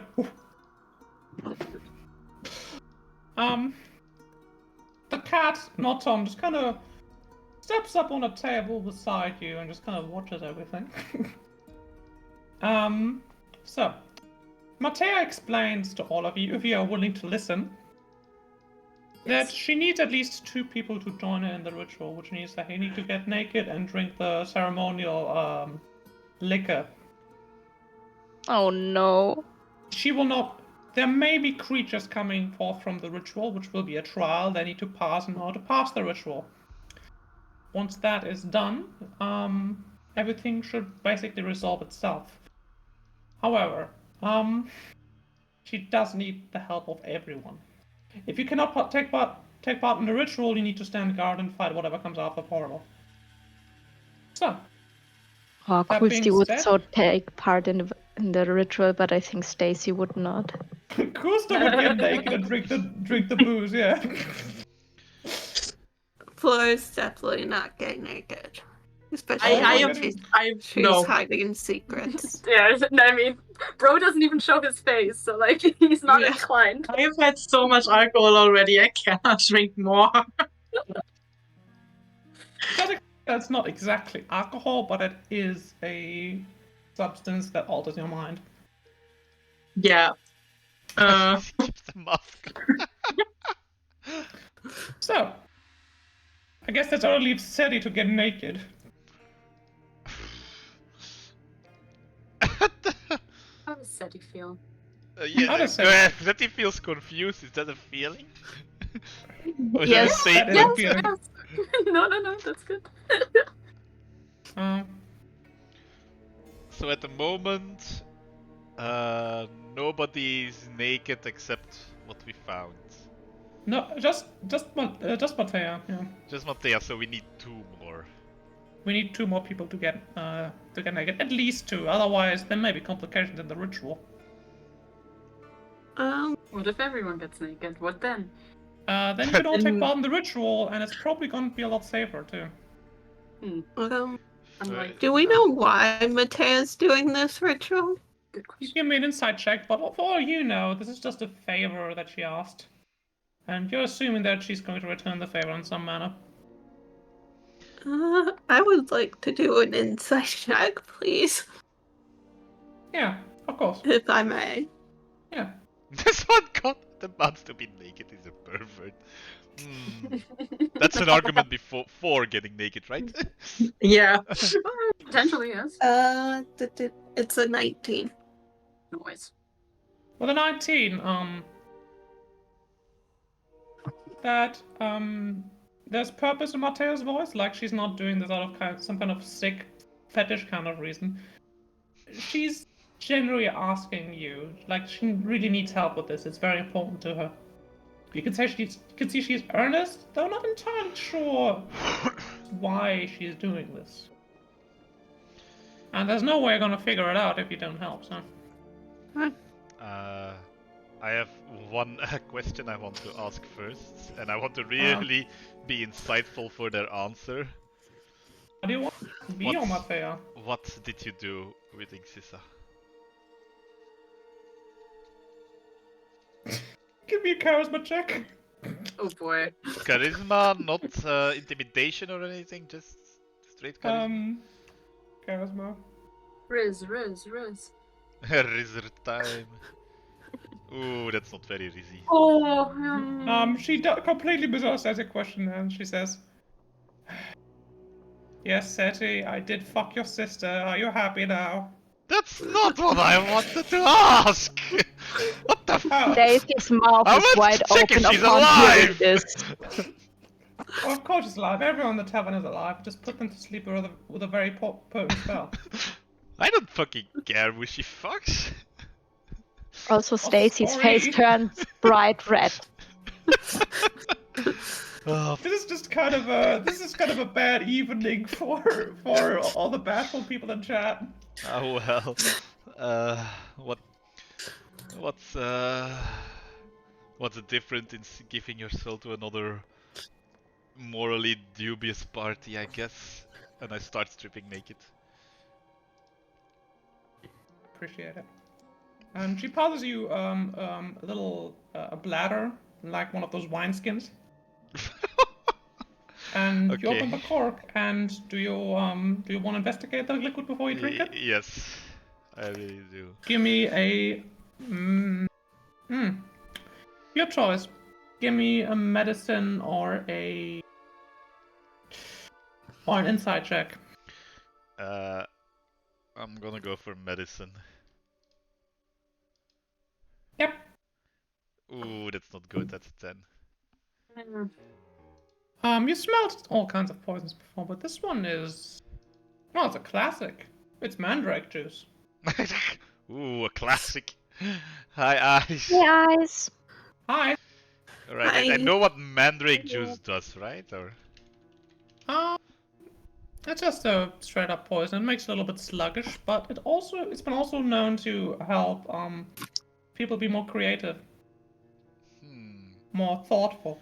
Because I'm Those- thinking, those- am I not like resistant against? You are Poison? resistant to I'm poison. immune to poison. Yeah, that's right. You would be immune to the damaging effects of the juice, but you would still be open to like the hallucinogenic effects. Oh, okay, that's why I wanted to check indeed, because I was wondering, does it like take? But if that part is gonna take, yes, then I'll drink the poison knowing that it will not hurt me. Da-da-da-da. Shoo. Let me just find my notes. Uh-huh. Ba-ba, ba-ba-ba. Wait, did I not take... Okay. Have the option you can tell them.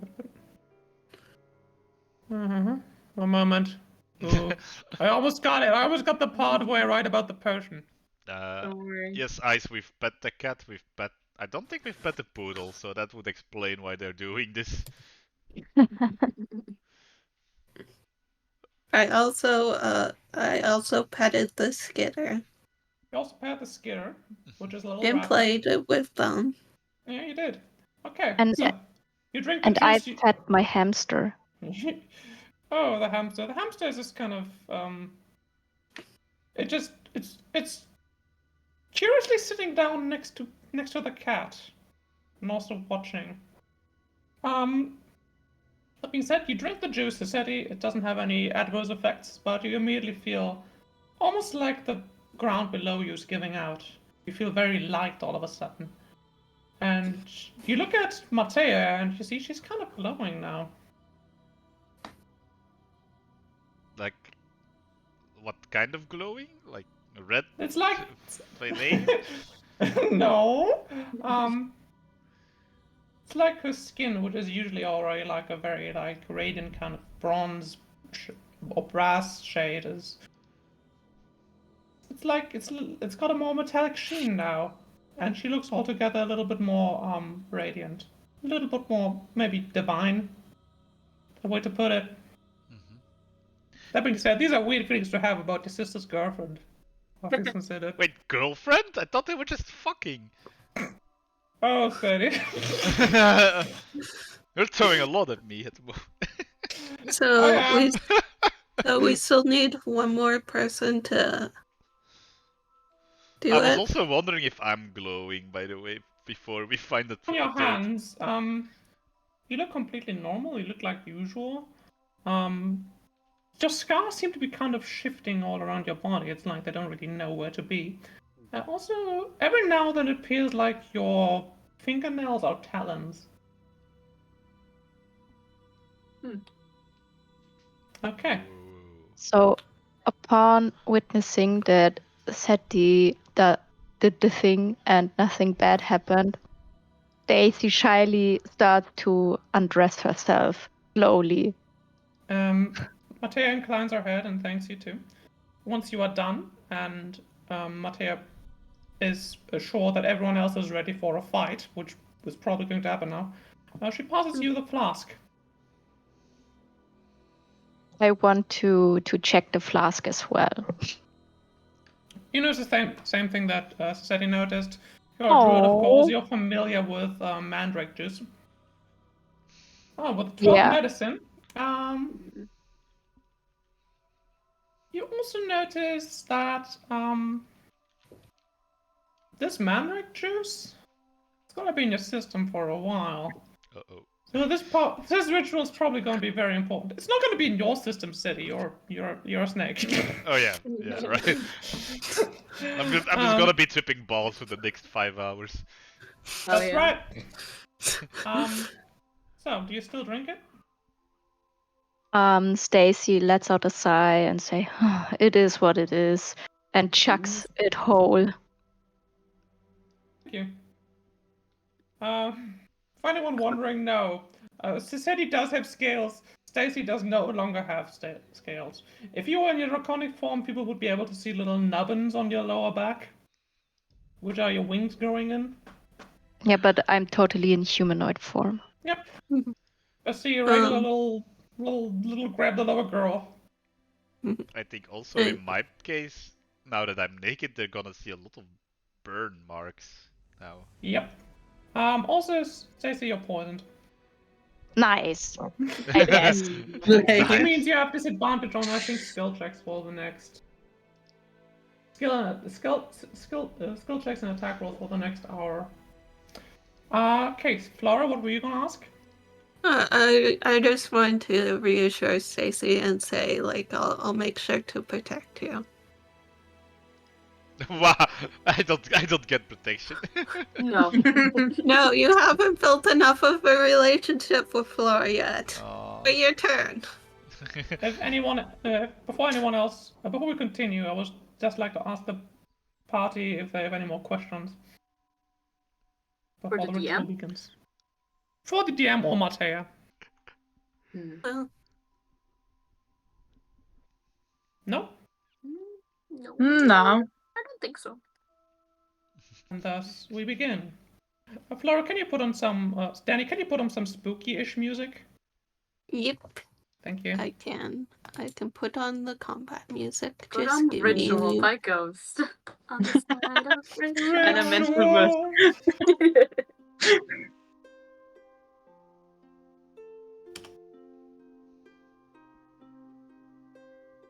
Okay, gonna pull up a stat block. Might not be relevant. We begin the ritual.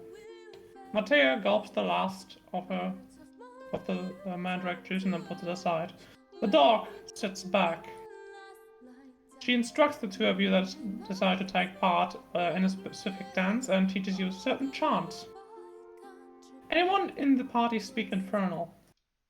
I do, but very badly. I can roll if I understand it. You pick up a single word. Yes. Mephistopheles. Oh. We called it! We fucking called it, dude! When you feel all alone, just call me, little sunshine. Call me Mephisbarkheles. Well, you know who's also related to Ravenloft? Ice Storm. And thus, the three of you slowly start dancing. It's a very slow, sluggish dance that gets increasingly faster and faster, more violent. In your inebriated state, you notice that your chants are slowly turning into like demonic moans. You don't even realize what's coming out of your mouth anymore at some point. When the candles, which were glowing with a gentle orange glow, are now turning a deep blue. The room gets incredibly cold. And you hear the icy winds of Cania filling the tavern. The eighth circle of hell, known for its icy winds, as I said, its ruthless demons who are only interested in pursuit of knowledge. And of course, the Archduchess of Kenya, Mephistopheles herself. If your chance finally find reply, as fiends appear. You're attacked by 3 imps. And I'm gonna need all of you to roll initiative. Eee. I just Well, not one. you two, but only the remaining 3. Okay, good. Okay. Because I wanted to ask what else do I still have on? Because I guess even the circlet of wisdom would be put down, right? Ah, yeah, fair question. That's this is a question. What? You have a question? Like, how much of Yes. our clothing is actually removed from our equipment? Okay, what? In case you do want to join combat, you still have the same effect as if you were wearing your robes or your equipment and whatnot. That Oh, being okay. said, apparently you are naked. So it's gonna make that. So I'm not wearing my boots of the Vixen at the moment. Not sure where you would even go with all that speed. In a very cramped tavern. And a bangle? Would I still be wearing a bangle? Again, I said you have the effects of all of your items, but you're not wearing them. Okay, okay. Okay, same here. Flora, as always, just put your initiative in chat, please. Once you've rolled it. Yep. Yes, that is- Yep, I did. Yeah, Thank they you. did. 13 and 20. Same here. Can I remember 15, 13, 20? I can. Okay, so. Just gonna roll initiative for these pools as well. That's gonna be a +3.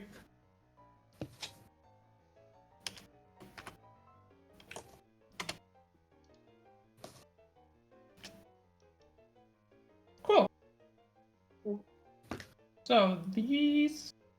No. These 6 people here have initiative. Please let me add a turn. Yes, perfect. Now.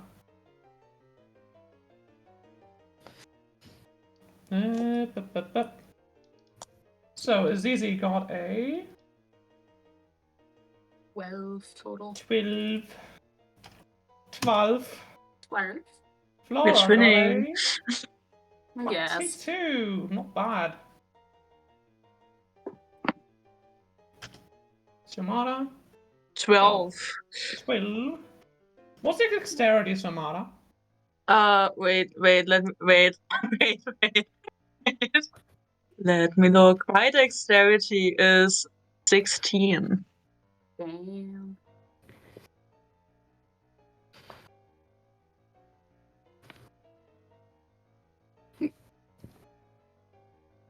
Okay, what's your dexterity, Azizi? My dexterity is 13. Which means that Samara goes first. Thank you. Suck it.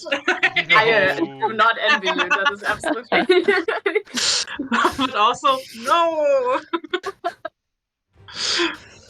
Cool. It is now one of the imp's turn. I'm just gonna go with the right hand one. It's going to make a sting attack at you, Flora. Okay. Which is gonna be a +5. Does an 8 hit? No. That would surprise me too. And that's okay. And with that, it's going to go invisible. That's not nice. It's so Going to fly rude. away. Flora, it's your turn. Okay, I'm going to move over to this corner. This one. Yes. You move over. And I am going to cast Hunter's Mark on this imp. Yep. Just 1 second. I'm just going to mark off one of my spell slots. Also gonna mark it with whatever looks like Hunter's Mark the most. And I'm just going to go with like the usual the usual like Baldur's Gate, the like Hunter's Mark kind of casting. That's how I cast it. You murmur the spell and you point at the imp as you kind of Yeah. press close one eye and then you immediately knock an arrow, I assume, to shoot at. Yeah. Give me the shot. Okay. You're not level 5 yet. We can soon look forward to Flora immediately doing 2 shots in one shot and killing everything in one turn. Where did I put my d20?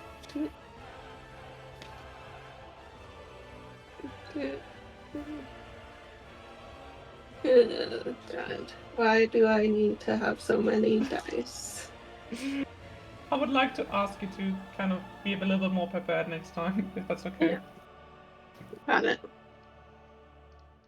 I would like the others to get a little bit of a turn too. Right. So does 13 plus 7 20. 20. Hits. Does a 20 hit? 20 hits. Roll damage. Okay.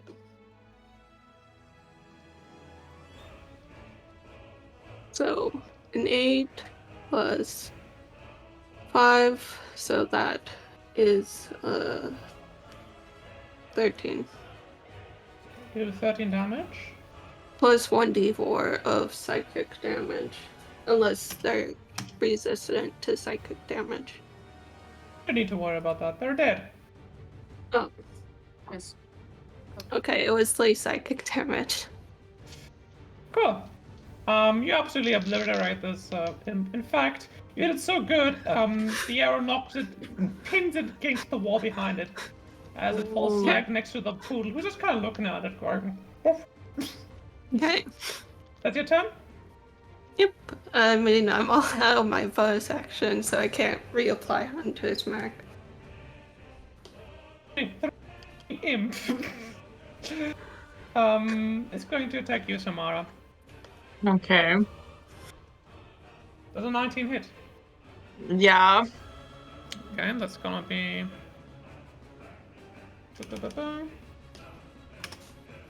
Please mark down 4 damage. And please give me a Constitution saving throw. Okay. Wait, where are you? Constitution Day or Don't let me. 18. Play! One moment. Let me just see. You take an additional 7 poison damage. Of course. Ouch. Yes. What's your kind of response to being viciously stung by this little imp guy? I don't even know. I'm halfway down. You can see that Yamara is immediately visibly shaken. I'm a wizard. I'm weak. You are a wizard. I can't even cast mage armor yet. Wait, aren't you a wizard? I am the Whistler. That's gonna be the imp's turn. It's also going to use a bonus action to go visible. And These fuck off. fuckers. Cheating. Yeah. It is now your turn, Yamada. Oh There's my 2 god. invisible imps somewhere, and one has just been decimated by Flora. 2 invisible imps. Ah! No, I can't do that at the moment. I think I will actually just cast mage armor on myself because I can't see my targets. Yep. And then I will move right next to Flora. I think she just absolutely decimated this one guy. Like, she can keep me personally safe. I trust her with this for once. Okay, you move next to Flora. Yes. So, that's gonna be your turn, right? Yeah. That's easy, it's your turn. Yeah. So they're both invisible, which sucks for us. That's no fun. I don't know if I can ask this, but I'm going to ask this, and you can choose whether or not to answer me. Would detect magic make them like kind of visible again because they're like magical or not? Well, obviously, yes. Good. Could do That's this what you because have the spell for, man. I mean, hey, I would have done it, but it takes me 10 minutes to do this one spell.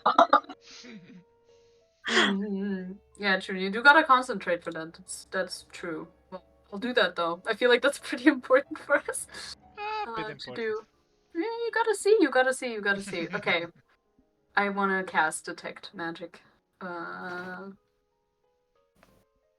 Yeah, I guess I just do that and mark off a spell slot, right? So, That's yeah. like something that just happens. 30 feet. Let me just measure that. One moment. Yeah, okay, it's difficult. I guess I can only do You like can this one. see this one. It's no longer invisible. Yay. That's good. I'm glad. There. Yeah. Do I have bonus actions? Do you No. have bone actions? Do I have bone actions? Yeah. No. You got bones, boy. No, I got some You bones. got bones, boy. Well, there's two Okay. naked people on the floor. If you. Well, Oh. I mean, I do have. Actually, I found out I do have bonus actions. Yeah. Surprise. But I don't know if it's this severe. Yeah, sure, fuck it. I'll do my bonus action. I can erect guardian armor and gain 4 temporary hit points. That's a good idea, probably. I don't want to get hit, so I do that. I can do that twice per long rest. Can you only to yourself? I think so. Okay. Yeah, it's just for me. It's only for me, actually. Cool. No, That's no, good. no. The imp who's just been unmade is going to look at you very grumpily and then float over to you and attack you. Good thing I have my guardian armor. Does a 13 hit? That's my armor class, so Beats it. beats it. That's gonna be 7 points of piercing damage. That's more than my temporary hit point. No, oh no. No. Okay, so you take 2 piercing damage, and you also give me a Constitution save. I do that. Yeah, no problem. No problem. You make it, Doing which good. means you take 8 poison damage. Not that great, but okay. Wait. No, probably not. Wait. I do have reactions too, you know. What's your?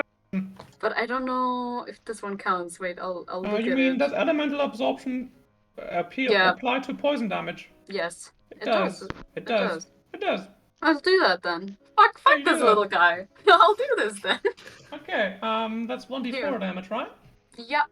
No, that's 1d6. I just clicked on it. Okay, that's So. 1d6. You only take 5 poison damage. Haha. And you also deal an additional 3 poison damage on your next attack. Nice. Cool. Laura, please give them death. I'm gonna recast my hunter's mark on that the imp On the that one I that's can on the one you can see, yeah. Yep. So that I forgot to add my hunter's mark bonus to last. Not that you had to. Fine. Cool. You do that. Yep. Give me the attack. Okay. So it adds 1d6. Okay. Do.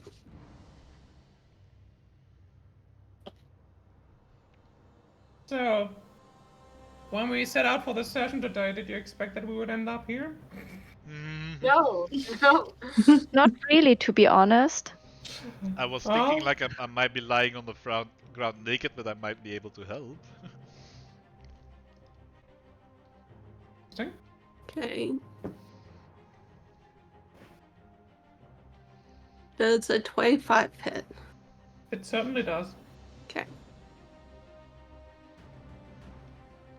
Do. Give me 1 second to switch back to this thing.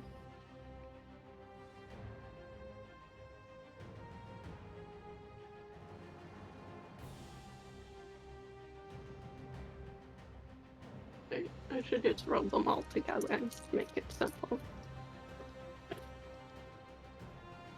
6. So, okay. So,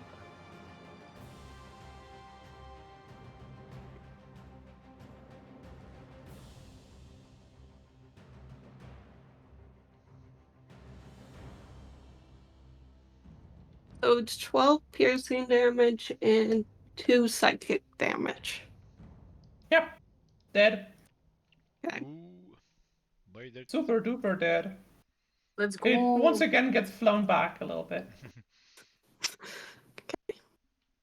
Anything else you'd And- like to do? You're certainly moving. Well, there's not much else I can do. Do you want I to do a don't think- one-liner? Do you want to give us a cheesy one-liner after that? Not really. Okay. It's now the one invisible imp's turn. I mean, I could say another one bites the dust. Oh yeah. Very funny. Very in keeping with our Nice. rock band references. True. Okay, let's see here. What's my range of movement here? What am I working here, huh? What am I working with here, huh? Okay, I'm working with 50 feet. I got 40 Damn. feet fly speed, Damn. which means unfortunately it's not going to attack Flora. It's going to do a sneak attack on you, Azizi. Sneak attack. No way. No, mummy! No mames. Sneak attack. Let's see. Hit me.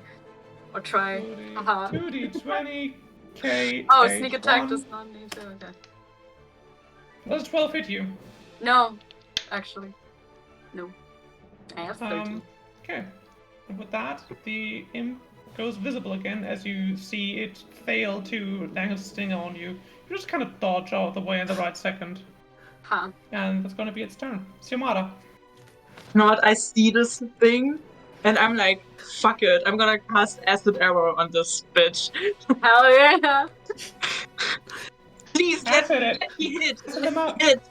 Oh. Hits! That's... Hits! Yes. Yes. So? 10 damage. Oh. Acid damage. 16 total damage, I see. Jeez. Cesari, no, Aziza, you just saw this creature try to land a hit on you and fail. Just kind of growl at you, and then you once again hear a projectile coming toward you as you duck just in time for this thing to be hit by an acid arrow and immediately dissolve into nothingness. As combat drops. Nice.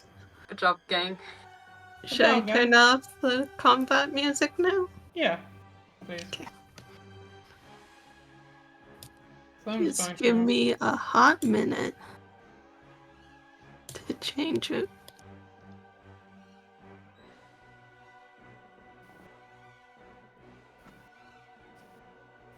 So, you all just kind of return to the ritual. You can see Amatea has since flopped to the ground while the other two are still dancing, and she starts convulsing surprisingly as she starts screaming in agony. Hmm. And out of nowhere, you see a knife appear on her hand as the dog just kind of appears in front of her and rolls on its ground. On its back. And Matea, as if possessed, goes to stab the dog. Anyone do anything? Nah. Am I allowed to do anything? You are stuck in the dance, my friend. You... Exactly. Rhythm is a dancer tonight. Rhythm is Rhythm a is a dancer, dancer. it's a source of passion. You can feel it in the air. Just a regular night at the club, a dog getting stabbed. Woo! Party. You immediately see the candles which have since turned blue get snuffed out. You don't hear an impact sound. Instead, you hear the sounds of the winds of Kenya getting louder and louder and louder. Suddenly, you're transported to a different place entirely. Let me just find the portrait. Like What do everyone, you or mean? What do you mean I haven't uploaded it yet? What do you mean? Oh, God damn it. I One minute. can't believe this.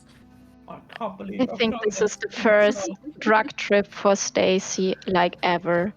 She will be so hungover after this night. The dance kind of I wish I could say same, but yeah, I'm from the snake people. I probably did drugs before. The dance slows to a halt as you two flop to the ground. You barely register that you are transported to another plane of existence. You're transported Still naked. and naked. You're transported I just dropped in the side chat what you're looking at right now. Damn. She hot? She cold, Ooh. actually. She called. Ooh. You're transported into a spacious, what appears to be an office. The ceiling is way higher than you've ever seen. That is reasonable, really. In the middle of it is a desk, and in front of the desk stands a 4-meter tall devil lady. Step Looking at on you me, mommy. expectantly. You can see her in chat. You can see her in the chat. She's wearing a very plain grey dress. She's got large, dark blue, greyish blue wings. It's kind of greyish blue in general. And there's a constant blue flame flickering above her head. Is it the same kind of blue like the blue lamp? Blue demon No, mom. it's a very different kind of blue. She looks towards you and she sees Mattea naked, lying on the ground. As she goes to Mattea, picks her up and gives her a squeezing hug, she says, "My darling daughter has returned to me. Oh, I've missed you, and you've brought some friends too."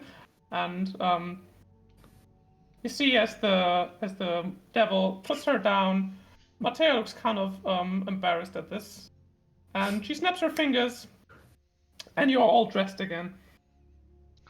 You're also no longer poisoned. Yes. So, I'm still dancing though.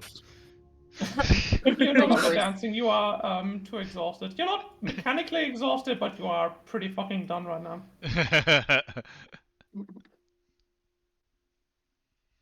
Now, people don't. Now, I'm glad that you could assist my daughter in reaching out to me, but I'm still quite interested in what has motivated you. And she looks towards all of you. I hope I don't need to say that you are, in fact, talking to the Archduchess of Kenya herself. Welcome to the house of Mr. Mephistopheles. And she looks at all of you expectantly. Any reactions? Or you're all just flabbergasted? Quite. Mainly. I'm coming down. I mean, I mean, are we all there? Like all, or just All of you, everyone all of who you. participated and helped in this ritual. Oh, I'm delighted. That's what I'm gonna say. I'm utterly delighted. As Uh, I've been waiting to meet some new people. I rarely get out of my office, you see. uh, so. do like the Fae have like any like pre-existing relationships with like devils or demons, or is it like Hey, it's gonna be either history or arcana from you, baby. let me see what I have for history and arcana. Meantime, Mattea turns to Mephistopheles and says, "Mother, please meet the adventuring party. Help me. I've been thinking about your proposal lately." And says Mephistopheles, "Yes, sir, I've seen you even sought out my dog." Ah, she's a good one, isn't she? It's hard to find a good dog nowadays.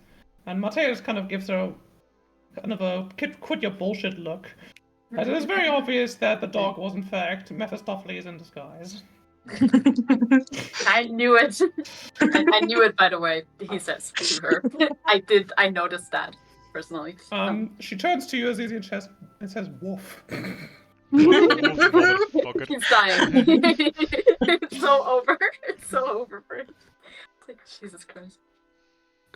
History and arcana is the same for me, so it doesn't really make a difference for me. Yeah. So, I rolled an 18, so it's +2, so it's a dirty 20. And two. Fae? Categorically, they are neither really good or evil creatures. You know that Celestials are elementally good. Fiends, such as devils, are elementally evil. Fae are just kind of caught in the middle of all that. That being said, in the Fae realm, the Fae Queen has been pretty outspoken about demons. You know that your kind is not very open to them. Because demons are not just evil, they're also unpredictable. And then there's devils, who are arguably worse, but are the only thing really keeping demons in check. So you've got kind of a love-hate relationship with them. You understand? You protect nature, you live for nature, nature is a part of you. Demons destroy everything, including nature. Devils only try to twist it to their whim, which is only a little bit better. And you're So, standing in front of the second most powerful devil in the entire planescape. Second. Ooh. So in the meantime, Stacy says, "Well, you see, the snake boy did help, and naturally he's a good-hearted lad. So I thought it's just only be reasonable to help. But She gets I have a feeling that it's not in my intention to really help." I might have made a mistake.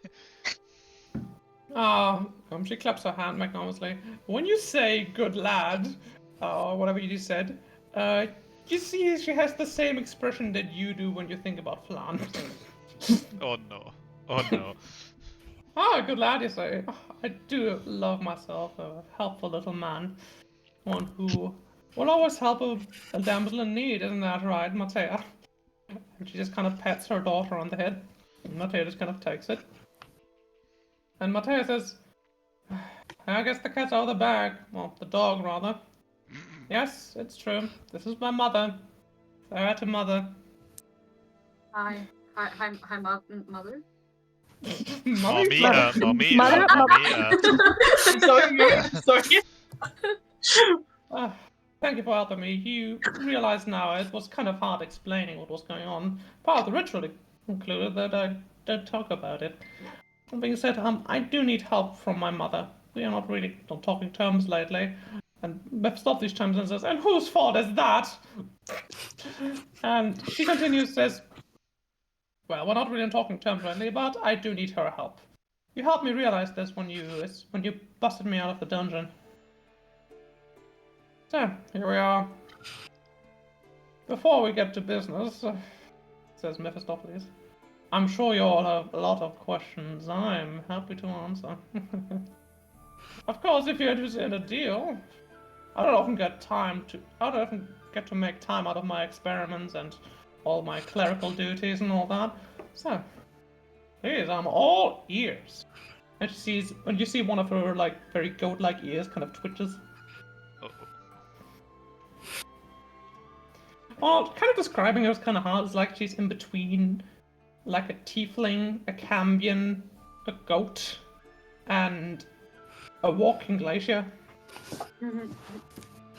No, mechanically speaking, any of you are free to get a piece of information, get a spell, get a secret, or get some kind of power out of Mephistopheles. The cost you can probably imagine.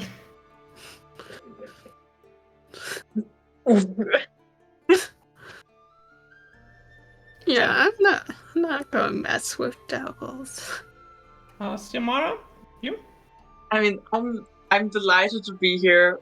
It's a pleasure, but I want to keep my soul. So, no, thank you.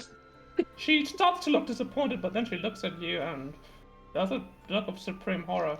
Oh, nor would I want to. I think that would be a serious patent violation within our family. Oh, don't worry about it. Of course, there's still the others. I'm sure you're all very curious for knowledge if you follow my darling daughter down here. To No. be fair, I just kind of stood there. Then I was attacked by creatures, so it just kind of happened. But I mean, can I ask if you read Fantasy Faust and have chosen your disguise thus far, or would that also cost my soul to know? Because if yes, I'm fine not knowing. It's okay. Please, you just ask about Faust.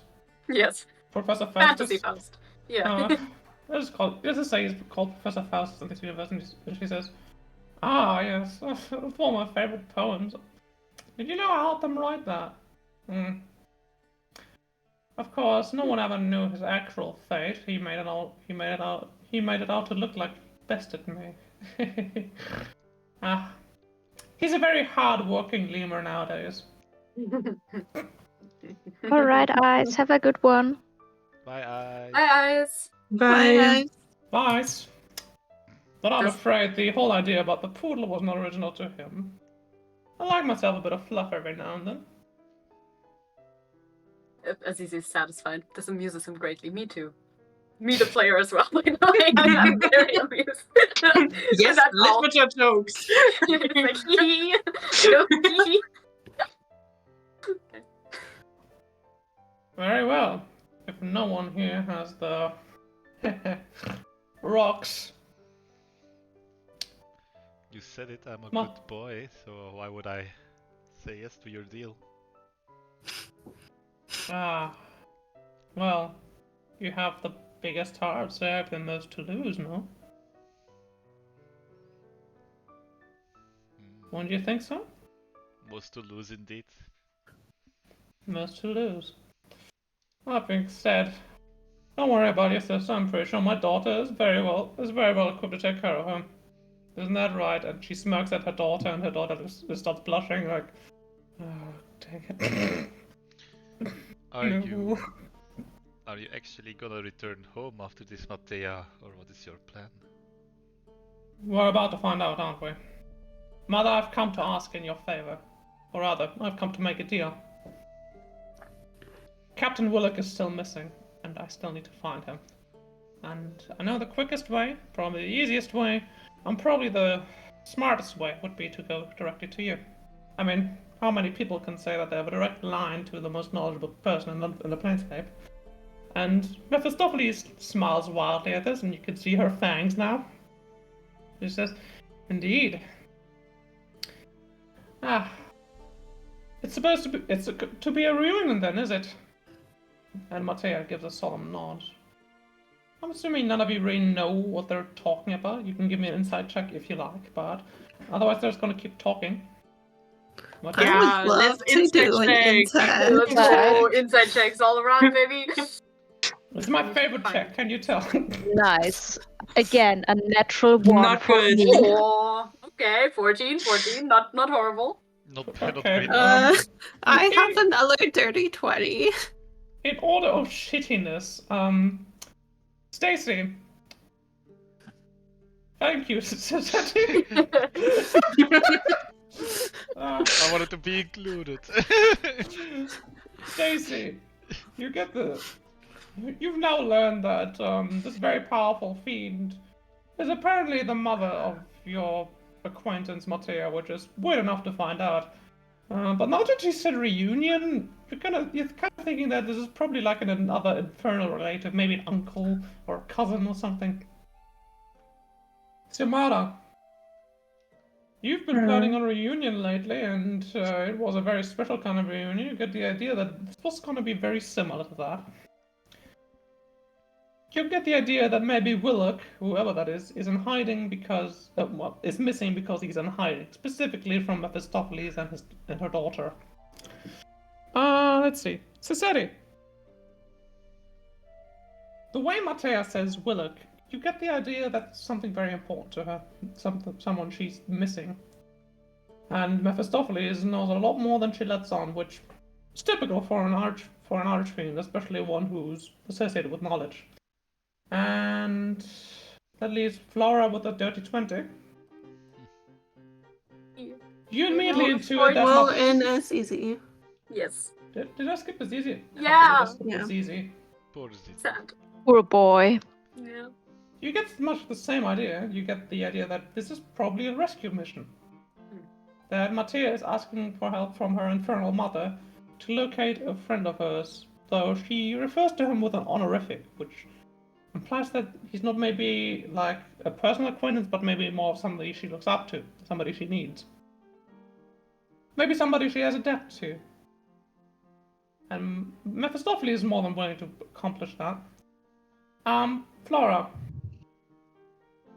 You realize all of this, and you also realize that by reunion, she means a reformation of something, of a pact that was unmade a long time ago, but is going to be remade now. Mephistopheles goes on and she says, "Very well. You will find him, and you will reunite, and you will reform the order. Is that clear?" "Yes, Mother. More than that, I would like you to be the figurehead now. You also have to rescue some of the old guard, but I think that's just part of it. With any luck, we'll be done with the quest within the decade. And maybe Asmodeus will look at me more fondly as well." "Yes, Mother." "Very well. I suppose I should reward all of your friends before they take off, right?" And she looks all up at all of you expectantly, kind of waiting for a reply. And if no one really says anything, just kind of watching that conversation between mother and child unfold. It's like awkward silence. Awkward silence. She says, "Oh, very well. You know how to find me then, mortals." Do Well, I have maybe to you wouldn't want to. make it again? Only if you want to. And she winks at you. she refers to us all as mortals, including Flora.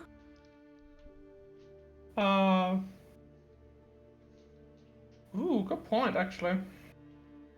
But just She does refer to mortal. She does refer to Flora as a mortal, but only because she doesn't want to make any. I'm guessing you intuit that she doesn't want to blow your cover. Okay. That she does realize what you are. It would be an insane coincidence if she didn't. That being said, hey, you guys like money, right? This is We gonna be love important money. to the players. How would you all like to add 666 gold pieces to your inventory? Hell yeah. Yeah. Hell yeah. What does it cost? For you to get naked, maybe, I don't know. Again. For me to kill two imps, was it? You killed 2 imps, Yamada killed 1. And use 1 spell slot.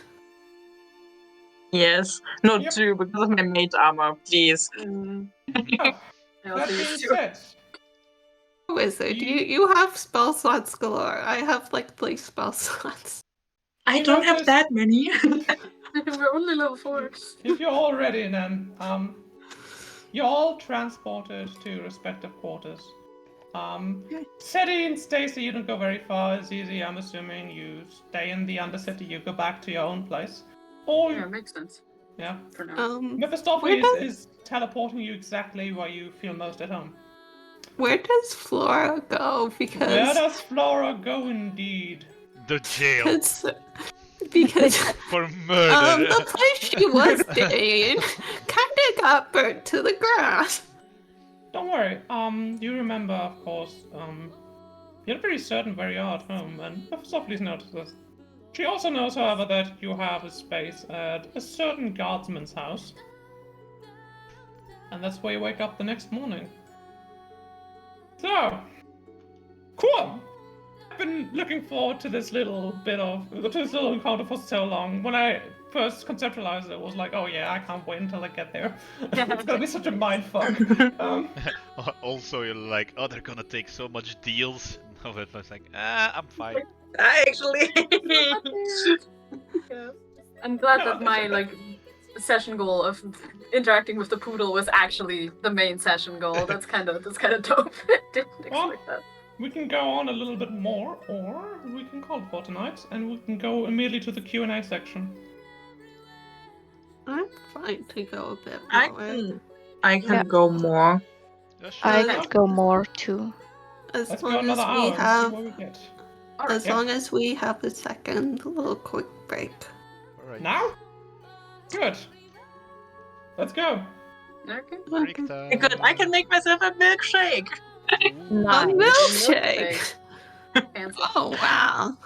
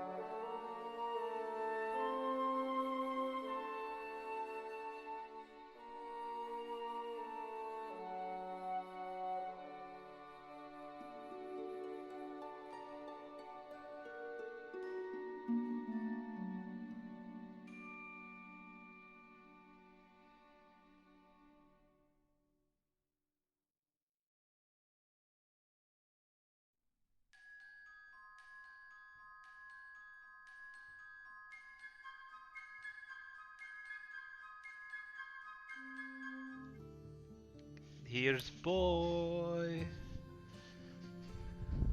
Oh, oh, oh, oh.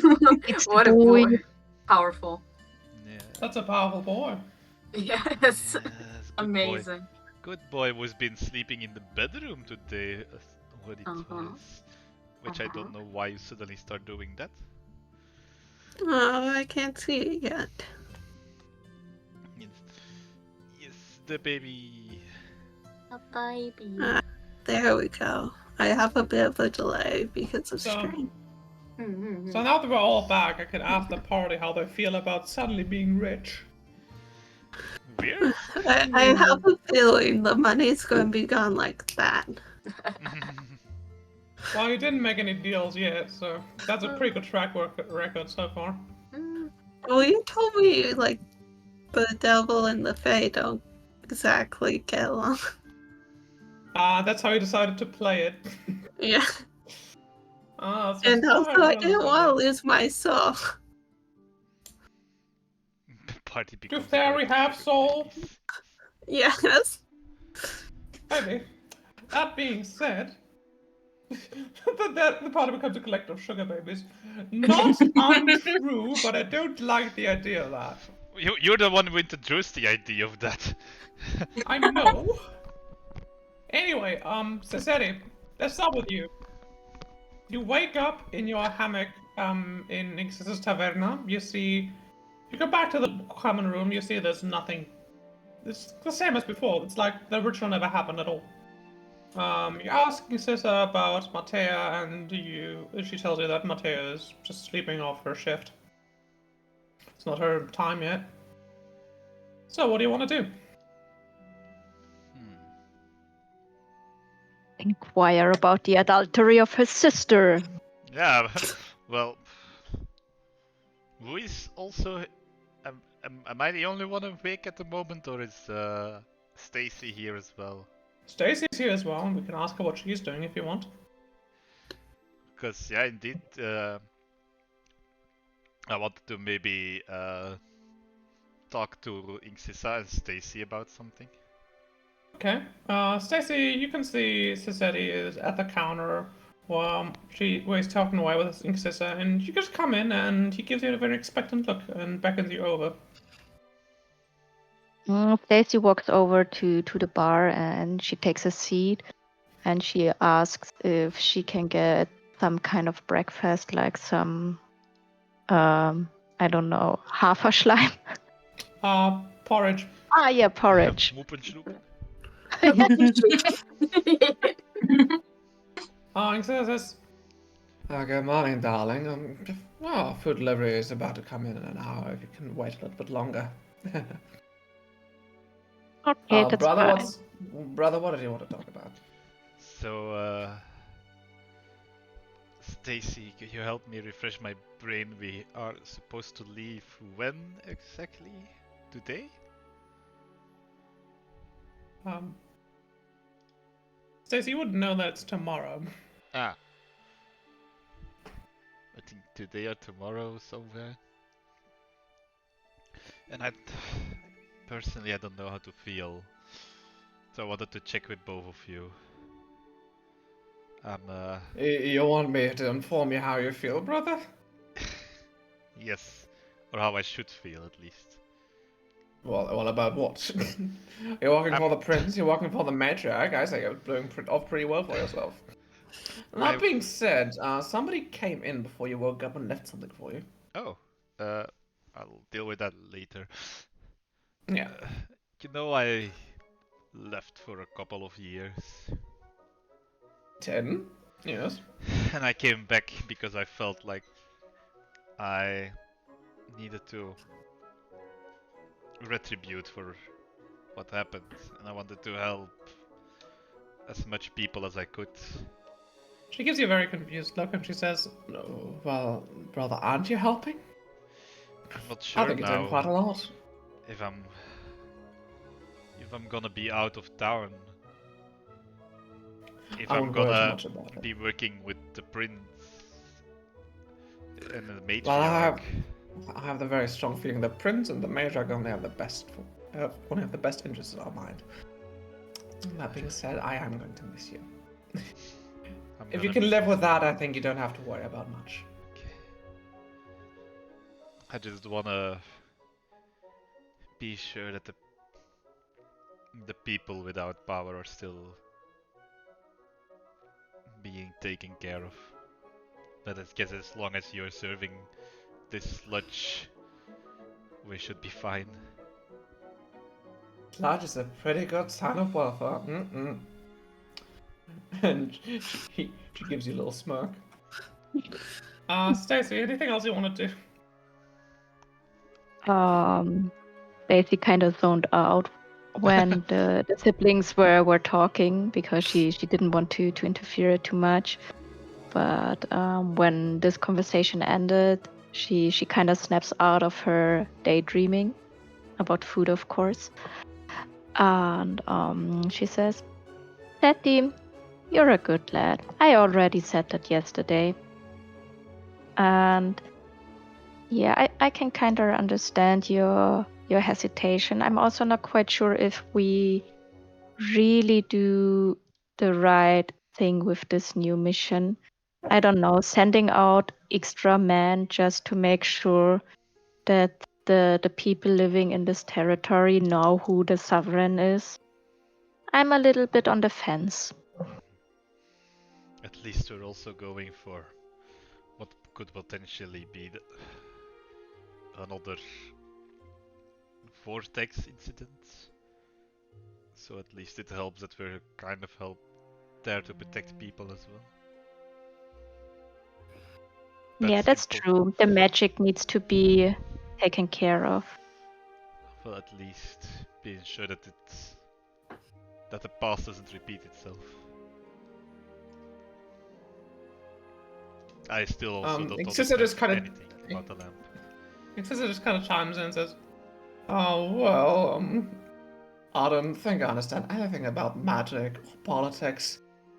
But I think it's cute the way the two of you are talking.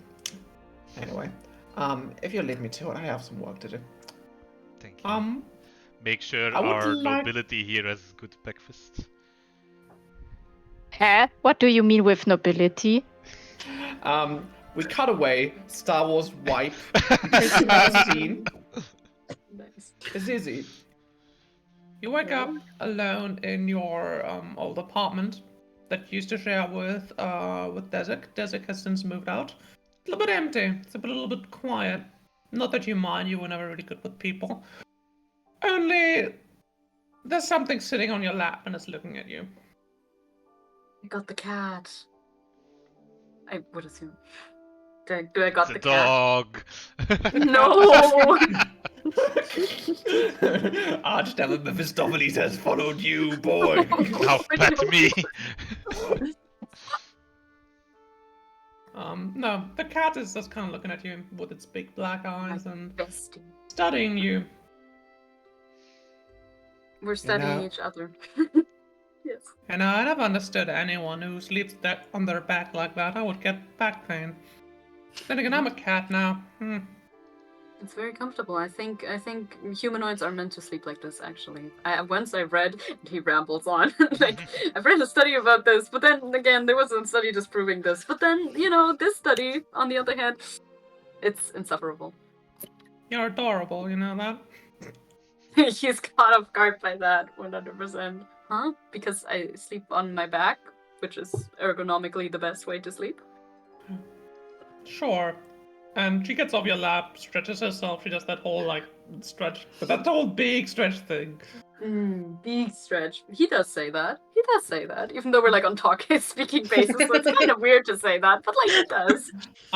She turns to you in your mind and says, "You should try sometimes. Good for your posture, also I've heard. Come, we're missing all the action. Let's go." But he has no reason to object. Although I would like to add, I need some time. I'm an artificer. I need some time to tinker on my armor at some point. So if they could have done that right after waking up, off screen or something, just so that in lore that has happened at some point. I would like that. If I'm making a I'm wish gonna upon do a a very demon. signature Siska move and say you find a box on your workshop. That's a signature move. Oh yes, sir, you'll see. Okay. Huh.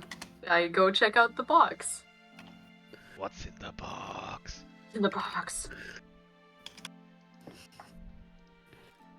Say, are you proficient with light armor? I'm proficient with heavy, light, and medium armor, and shields. So anything's fine with me, I guess. Amazing. Yeah, I see Siska's typing. That's amazing. Also, I think Jacob will start barking right now. So if I mute, that's why. But I don't know yet. Might occur. Yep. Uh-huh. And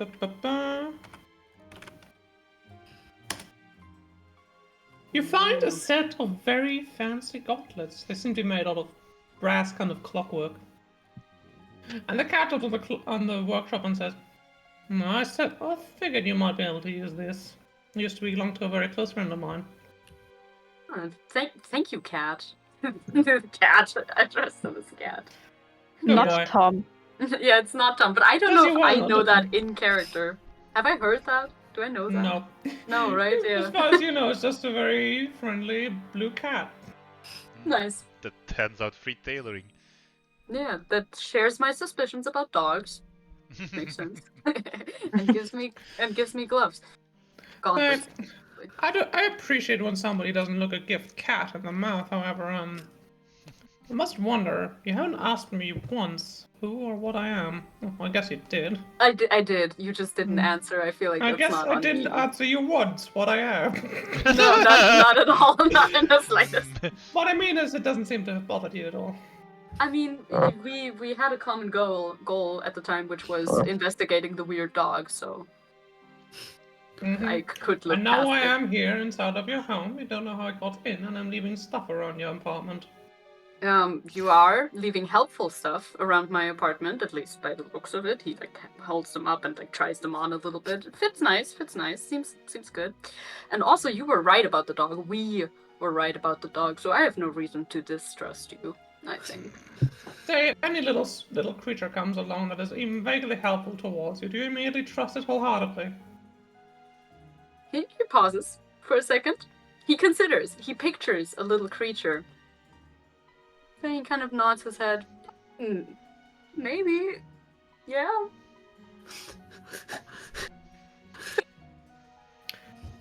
Oh boy. Very well.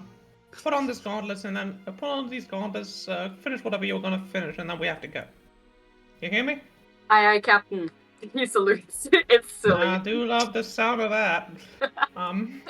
Star Wars wipe. Flora. You awaken in a very comfortable bed, in a very spacious guest room, in a very beautiful villa on the outskirts of Las Arcadas. Quick question. Did we get a long rest? Of course you did. Thank you for Oh, asking. yeah. Very good. I just wanted to wait my turn before asking. That's very kind of you. I appreciate it a lot. I do. Yeah. Also, like, I keep forgetting. These are all, like, a DM concerns that I'm thinking about. I'm never really thinking about it from a player point of view. So, yeah, I'm sorry. Yeah, no worries. I just wanted to wait until, like, you were done with everyone. I just didn't want to interrupt because everyone was talking. So, yeah. You Okay. wake up, kind of groggy from the night before, even though you didn't even have any of the juice. I mean, I only need, like, what, 4 hours? I think. You can tell by the setting of the sun it's been about 6 hours. Yeah, but I only really need 4 hours for a long rest, so... Yeah, I only need 4 hours, so I should be fine. Elves Maybe- can't sleep in? What? Maybe you Yeah. slept too much, which is why you're groggy now. Ah. Who knows? Anyway, Well, I don't yourself in even this- sleep, I meditate. You find yourself in this strange room. Okay, so Strange, I... but not altogether unfriendly. So I grab my things and kind of step out, look around, and see if, you know, I can find any, like, familiar faces. Out into the hallway, you can see there's a servant running down the hall. He seems very busy. He doesn't even notice you. You go down the stairs, you go down to the courtyard. You immediately hear a loud thundering sound, which kind of takes you aback. As you see, a very well geared up dwarven woman practicing with a pistol on some targets. And after a couple of shots, there's smoke coming out of the pistol, and she says, "Damn it!" Flora kind of, like, instinctively covers her ears and, like, because she's not used to, like, loud noise like that. I don't know how she reacts to, like, guns specifically, because I don't think they have stuff like that in the Fae realm. That's fair. I think she'd probably be very nervous around, like, that kind of stuff. We can roll about it if you like. You can give me Just give me a second. I just need to turn on my light because it's kind of gotten dark in here. Because it's getting has kind of it? late. Yeah, it's like 4 o'clock and it's dark. Damn, is it 4 o'clock where you are? It's so late Yeah. to be playing D&D, isn't it? Yeah, well, it's dark and it's north. So just give me a second to turn on my light so I can actually see the dice. See the lights, see the dice. Oh, meanwhile, Ronnie's casting warm blankie on Flora. No. Sorry, you wanted me to roll insight? Intelligence. Just straight intelligence. No, gay intelligence. I don't have that stat, weirdly enough. I think you do. I've heard you talk about Gale. Oh, 16. With a 16, you're kind of gripped by panic when you see the device, and you see smoke coming out of it. You hear all the noise it makes, and you realize this is not even the strangest thing you've seen since you've come to the Prime Material plane. And you kind of calm yourself, and I assume you approach the dwarf. Can you please stop that? It's very, very loud. She turns at you and screams, "What?" Please stop the shooting. Oh, sorry, I didn't. Wait. How'd you get in my house? I don't know. It's magic. Damn. Well, Roberta did go out last night. Or did I go out late last night? I suppose he just brought you in later. She holds her pistol and gives you a hand and says, Sophia, pleased to make your acquaintance. To me, too. Could do without the weird special device. I'm assuming you're just kind of hyperventilating. Yeah. And she says, no. Johnny boy is going wherever I'm going. Listen, you can't. Listen, and she points kind of at the dagger in your sheath, which I assume is his. I wouldn't ask you to give away your dagger, would you? Or would I?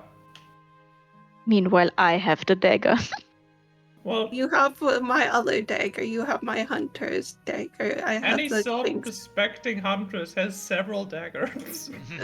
She has 2 daggers. She hasn't gotten that many yet.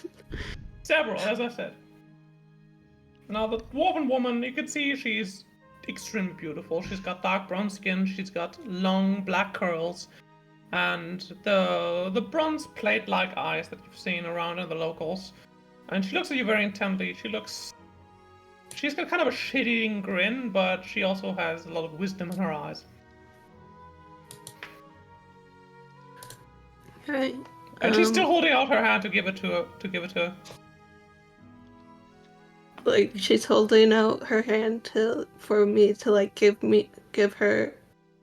Sorry, holding her out her hand for To like shake it. me. To shake Oh, it. shake. I shake her hand and and I say, well, my dagger doesn't make loud noises. Oh, that's a fair fucking point, isn't it? And she just kind of goes away to stash away the pistol. And she goes back and says, oh, so, must be Flora then, huh? That's what I go by. That's fine by me. So, and you're a murderer? No. That's also fine by me. I wouldn't want you anywhere near my boy if that's the case. That being said, the servants are about to make breakfast, and I like to get some shots in before I get some shots in, if you know my meaning. You wanna go? I wanna grab my useless husband before we get to it. Shots as in the gunshots or shots of alcohol? You get the distinct idea that it's both. You remember that dwarves are very resistant to poison, so maybe she's doing shots of like scorpion venom to build up her resistance.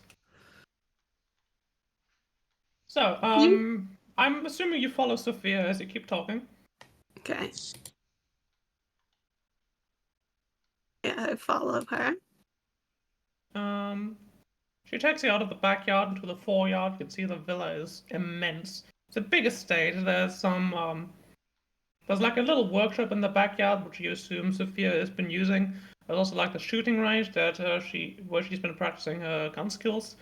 And the foreyard is quite the opposite. It's like the most well-kept garden you've seen since entering the prime material. And you see a big man in very dirty clothes hunched over what appears to be a tomato plant. Do I know that's Roberto? It takes you a moment to realize it, but sure enough, he's got his hair tied up and he looks different out of his uniform. And he gets up, stabs his shovel into the air, and he goes to hug his wife, who refuses him on account of him being dirty, and then he immediately turns to you and says, well, I'll be fucked. What'd you get here? sometime last night, I'm assuming. Well, sure did. Well, I guess we don't even need to be worried about you going around town alone. You don't even need me to find your way here. I'm assuming you've met the beautiful troll that is my wife. Fuck you. Love you too, darling. I see you're in a very loving relationship. Well, I think you'll agree that being forward with people is the best way of getting what you want. You know, it's always nice to have some witty banter. Now you get it. And he gives you his very fatherly smile again.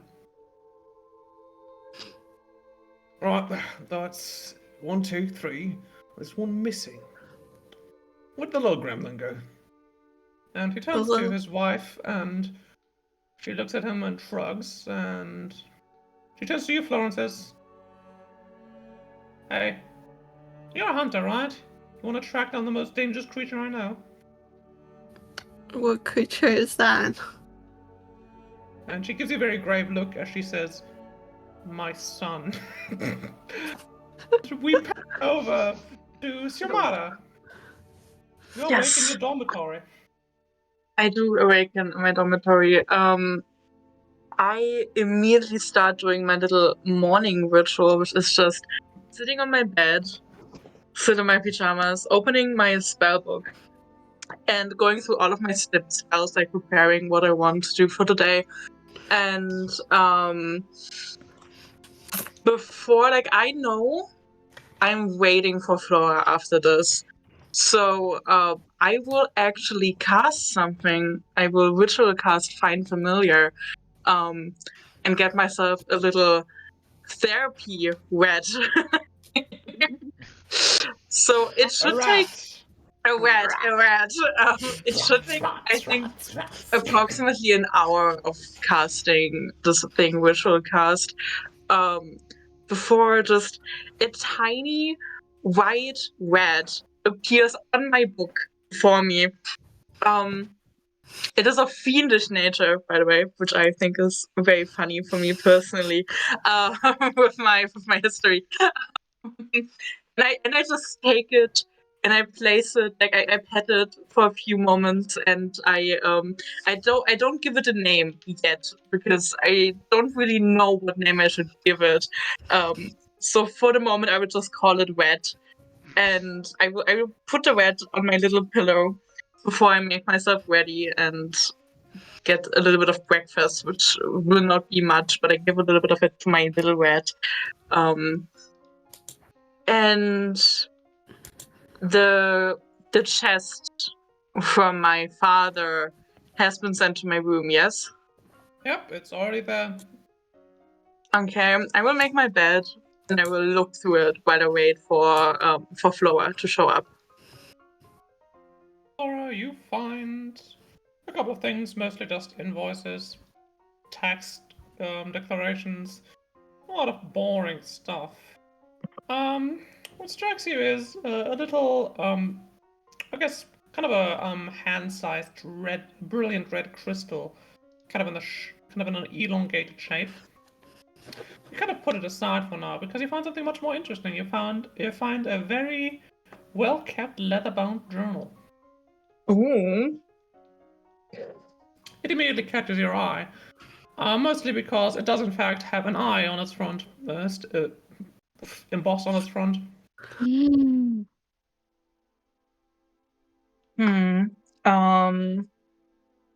Can I read it? Like, can I open it and read it, or is it closed off? Of course. You put yourself in a corner. The hustle and bustle going on outside in the dormitory kind of recedes as you open the seal, and you immediately feel that something very important has just commenced. You don't get a concrete feeling as to what it might be, but you know that whatever you've just done, it can't be undone.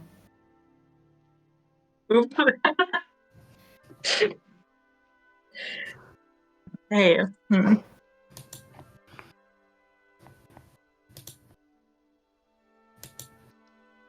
So, you read it. You find this is in fact the journal of your father, dated to be around 150 years ago. That seems to be the first date. Doesn't surprise you that much. High elves get to be stupid old. Hmm. You never quite knew how old your father actually was. You assumed he was gonna be between something like 300 and 400. So he must have been like in his early adulthood when he wrote this. He details the story of how he was banished by his father from their estate up in the northern duchies. It's not quite sure what duchy it is, otherwise he would probably look it up by now. He doesn't use a lot of words about his father, but he has some choice words about why he was banished. Apparently, he uncovered something of a scandal involving your grandfather and a pantry girl that may have been a little bit younger than is appropriate.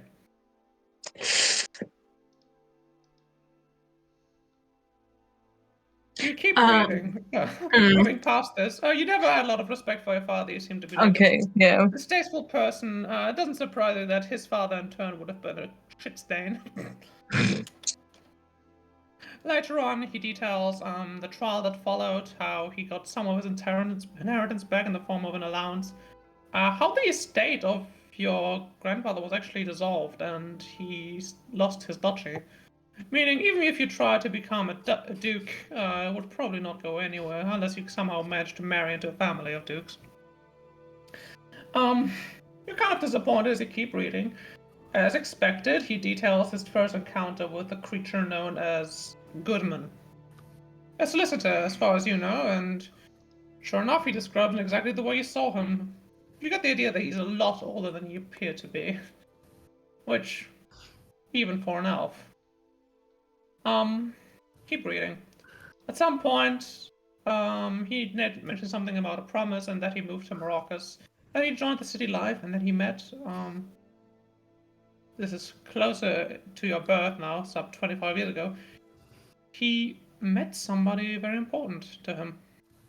A tiefling woman by the name of Forma. And he talks about in great detail how she's a talented artist and how he wished he had anything to offer other than his money.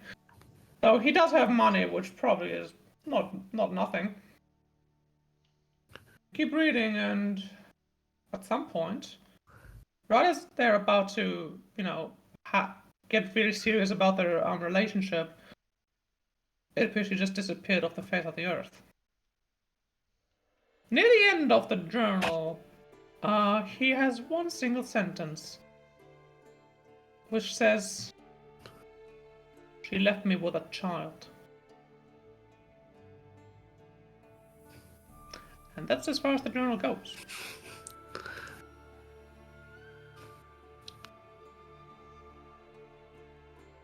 All right. That's a lot of information, right?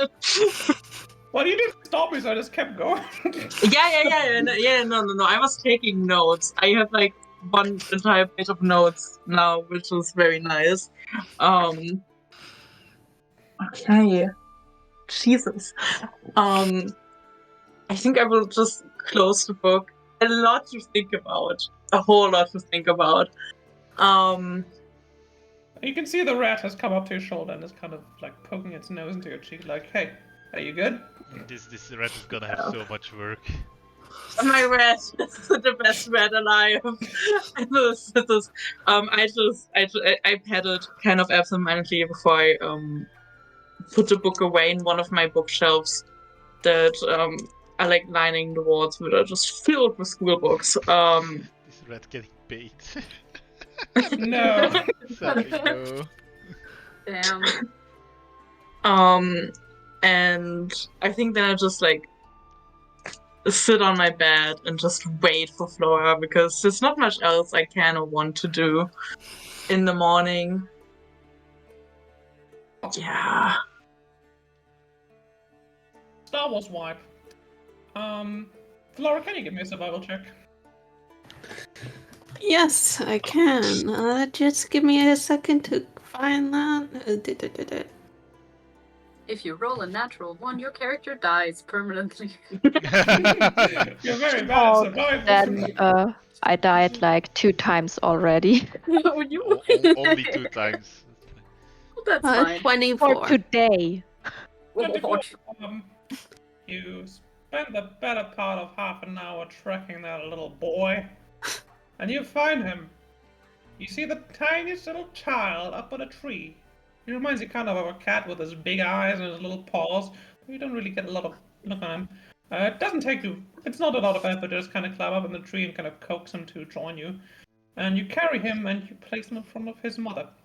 You notice he is truly tiny. He's about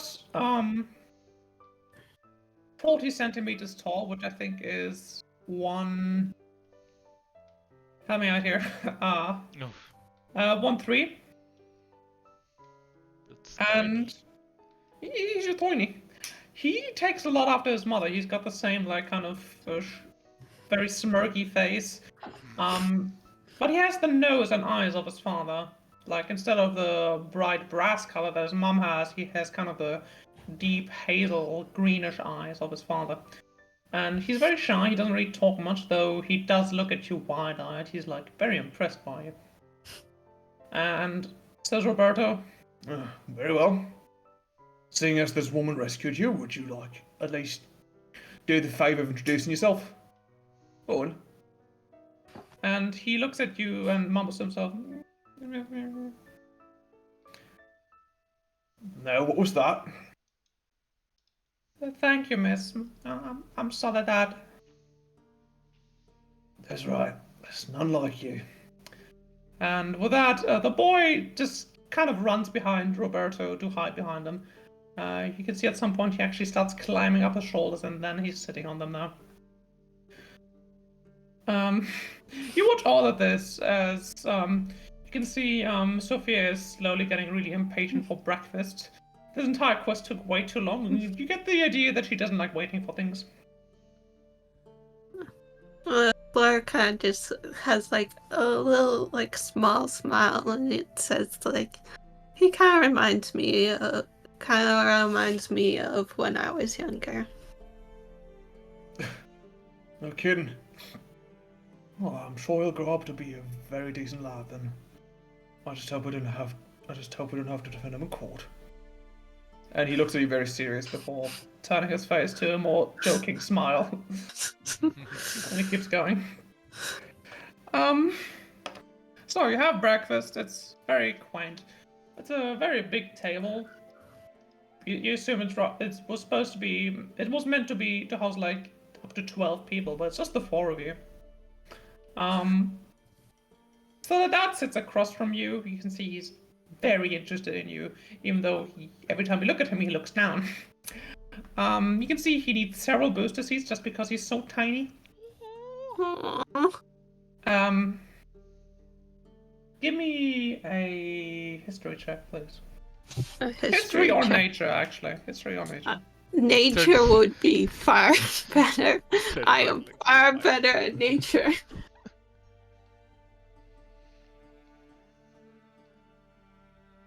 Ooh. Yeah. That is a 24.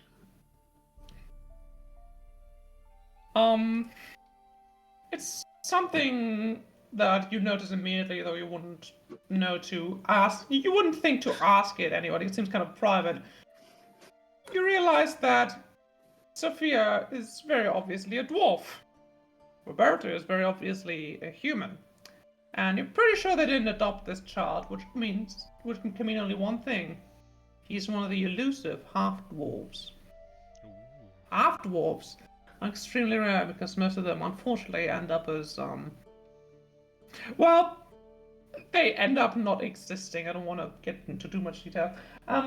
Anyway, you know that they start out smaller than dwarven children, but once they grow old, once they grow up and they grow up very fast, they get a lot of stretch marks because they can grow up to be 8 feet tall. Oof. They are stupidly strong, extremely intelligent. but also tend to be a little bit on the awkward side when it comes to social things. Which all seems in line for the half-dwarf in front of you, though he seems like just another ordinary boy. Little sensitive for his age. Ask his parents subtly in Tom's conversation. He is 4 years old now. Which is impressive, seeing as he's carrying, he could be carrying entire conversations on his own. He's very intelligent for his age, very mature, even if he's a bit shy.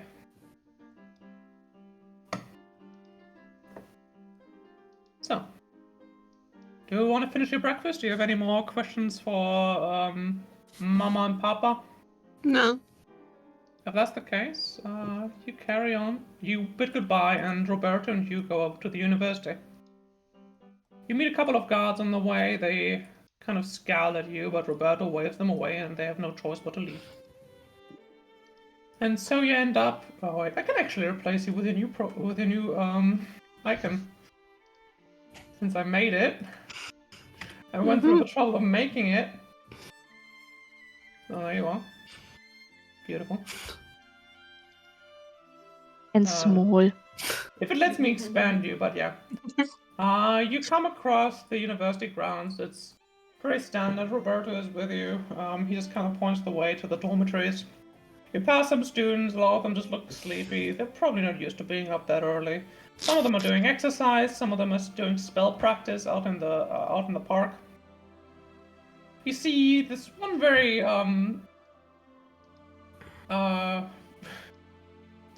memorable, who appears to be a bugbear in oversized robes lying on the ground, looking at the sky. He looks completely gobsmacked. You just kind of carry on. And you reach the dormitories, and you kind of intuitively find your way, and you knock on the door. Sorry, I need a moment. Yep. Go take your drugs. Oh.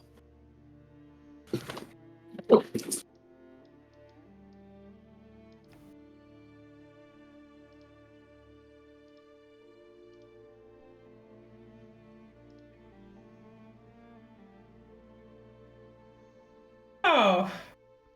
Xiomara, I hope you have some plans about how the interaction is going to go. I have so many plans. Very Uh-oh. amicable, of course, right? They're nice plans. I'm not planning on killing anyone. I'm I'm not scheming. I'm I'll tell you scheming what in I the told- positive sense. I'll tell you what I told Danny in between sessions, which is that if you start combat with another player, effectively destroying everything I've worked so hard for, Xiomara is fucking toast. I mean, no, Danny and we talked in between as well. Have a good sleep, Vita. So, Take care, Vita. Gute Nacht. Yes, night night. gute Nacht, as you say in German. Gute Nacht. Gute Nacht. Just Gute say Nacht. it Am I not allowed to funny speak and then Dutch it's in here? Dutch. Like if you, Am I getting bullied for speaking Dutch? Yes. I mean, yeah. Now I'm yeah. afraid to say it in Bavarian. Godverdomme. Say it in Bavarian, please. Say it. Okay, it's just good Nacht. Okay. Okay. Ooh, Like, that's normal. It's pretty normal. You're not special. You can also say, schlaf gut und träum was Schönes. What? Schlaf gut und tram was Schönes. Schön. Was Schönes. The Bavarian accent is so cute. Es ist noch nicht so weit. Oh Don't- no. Don't sing lullaby, please. I will become sleepy. The secret German black magic that puts anyone to sleep. Ah. Hey, it's the Baldur's Gate 3 theme song. Yeah, I was like, I know the song. Yeah, usually you get a bunch of grown men being like, oh, oh, oh, oh, oh, oh, oh. You know? It's nice to have a different. Yeah, Danny This put, is a lot so- of, Danny put a lot of Baldur's Gate 3 in this playlist. The song is so whimsical. It's so cute. It's very versatile, I'd say. With the little chimes in the background at some point, it's so whimsical. It's so like little fairy core, but like the not the folklore fairy, the I cutesy one. I had a realization about what river they were referring to earlier, but oh yeah, I think it's actually about the Kionthar, which is the river that Baldur's Gate 3 is set on.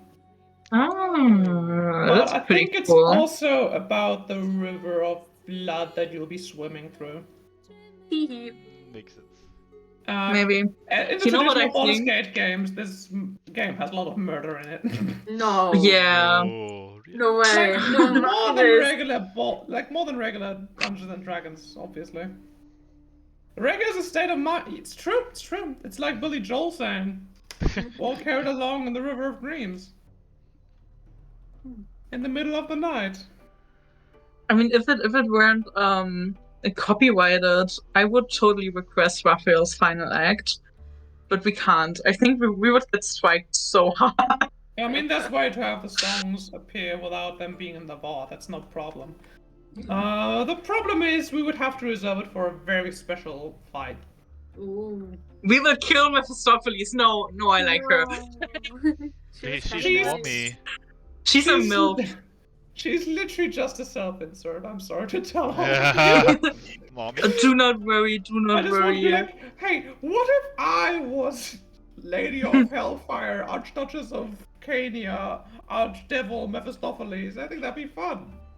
You gotta put like a champion in the game that we can kill just so we can listen to Raphael's song. I mean, we already have a bastard man, and that's Goodman, and he's not a devil. Spoilers. We're not gonna kill him.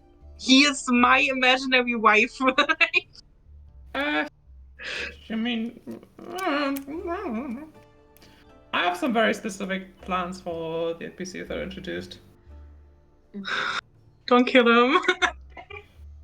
Get back off the Mephistopheles, people. I was their first eye. But he's so funny. It's true. Ronnie does have first rights on Mephistopheles, who's me, I Of guess. course. Mm-hmm. No, I only want Mephistopheles for like political intrigue and to gossip with. We can't kill Algernon 16 imaginary wives from Baldur's Gate 3. There's 3. This is true. I have Ah. too many imaginary wives. I just noticed. I gotta update my Just now. PowerPoint. It's like that Tumblr Please. post I sent you where it was like, stop. Have you sexualized that old man today yet?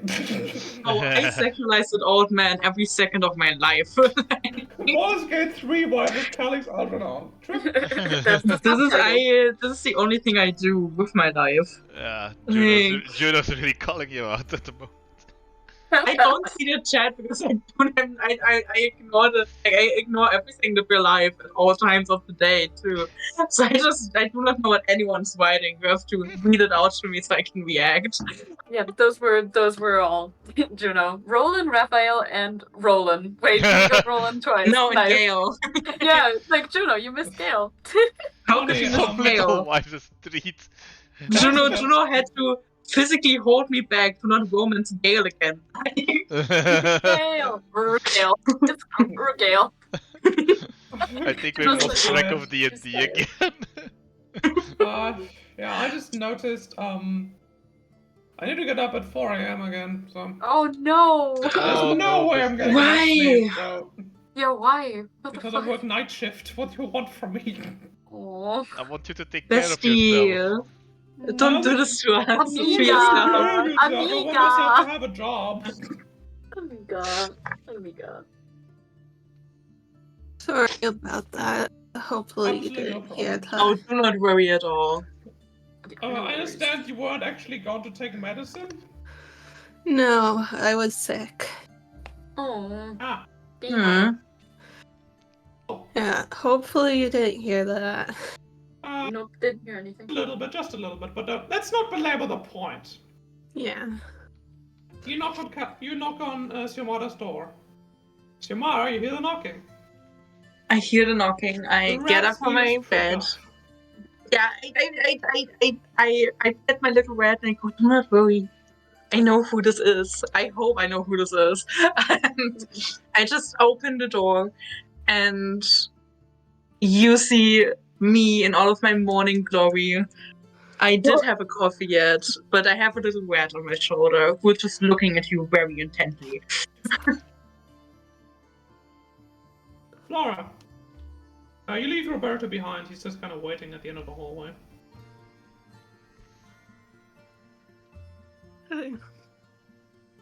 Well, I guess I just enter the room. Yes, come inside.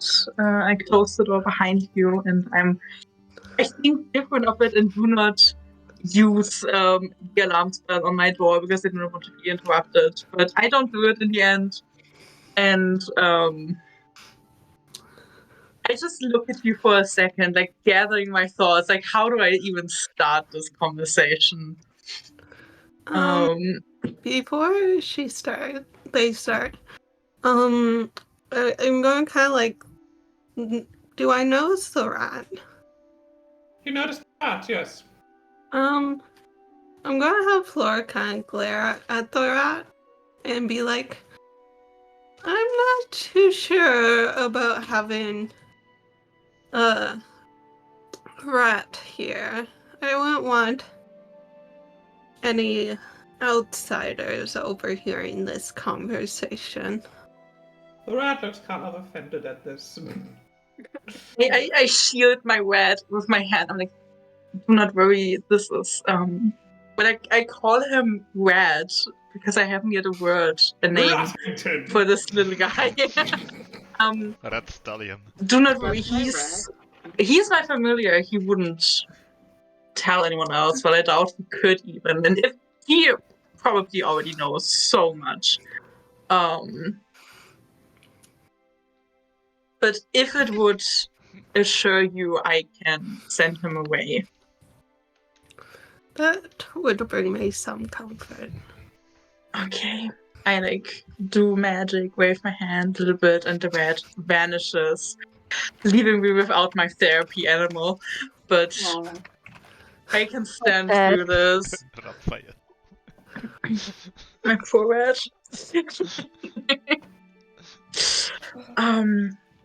Okay, it's all yours. It's all yours, you two. You just talk it Yeah. out, and then I think we can close the session. Okay. Good morning. I suppose you can sit down, and I pointed one out at my chair on my singular table in this room.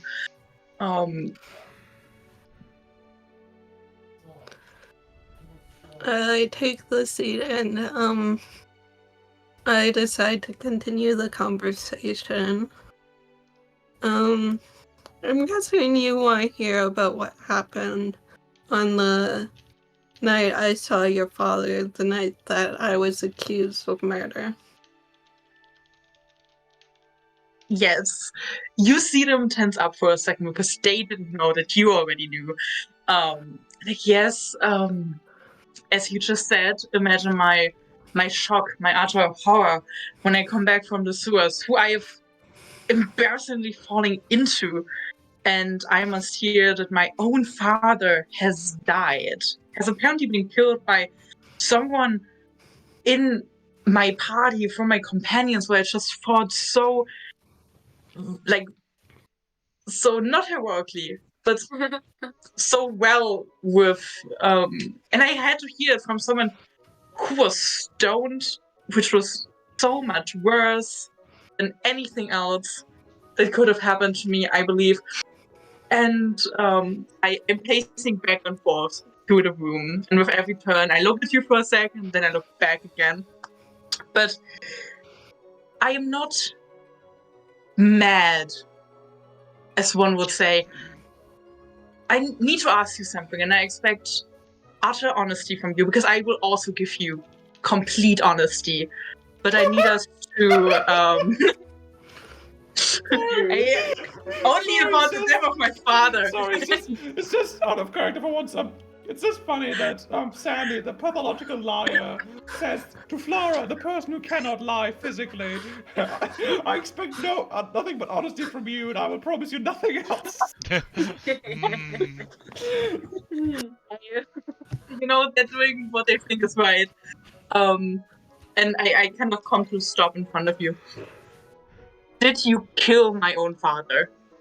No. Good. Not to say, if you had, I wouldn't have been angry at you for killing him. He wasn't a good person. I can just say this right now. He really wasn't. But do you know who could have killed him?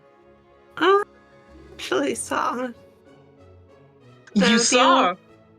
No, do you want me to go through the whole sordid tale?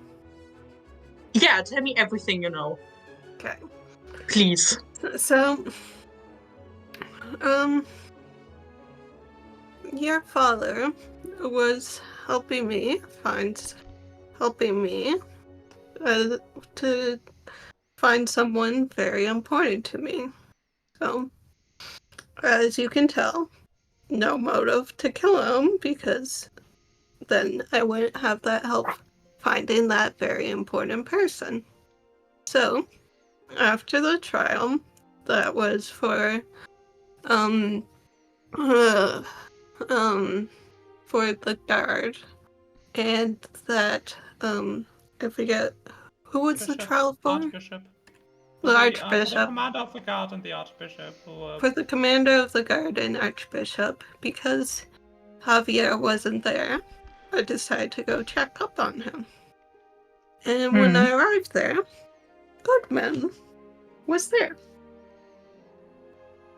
Do you explain who Goodman is? Or do you just kind of assume they know who it is? I explained who Goodman is. Okay. Xiomara, of course, you immediately recognize that.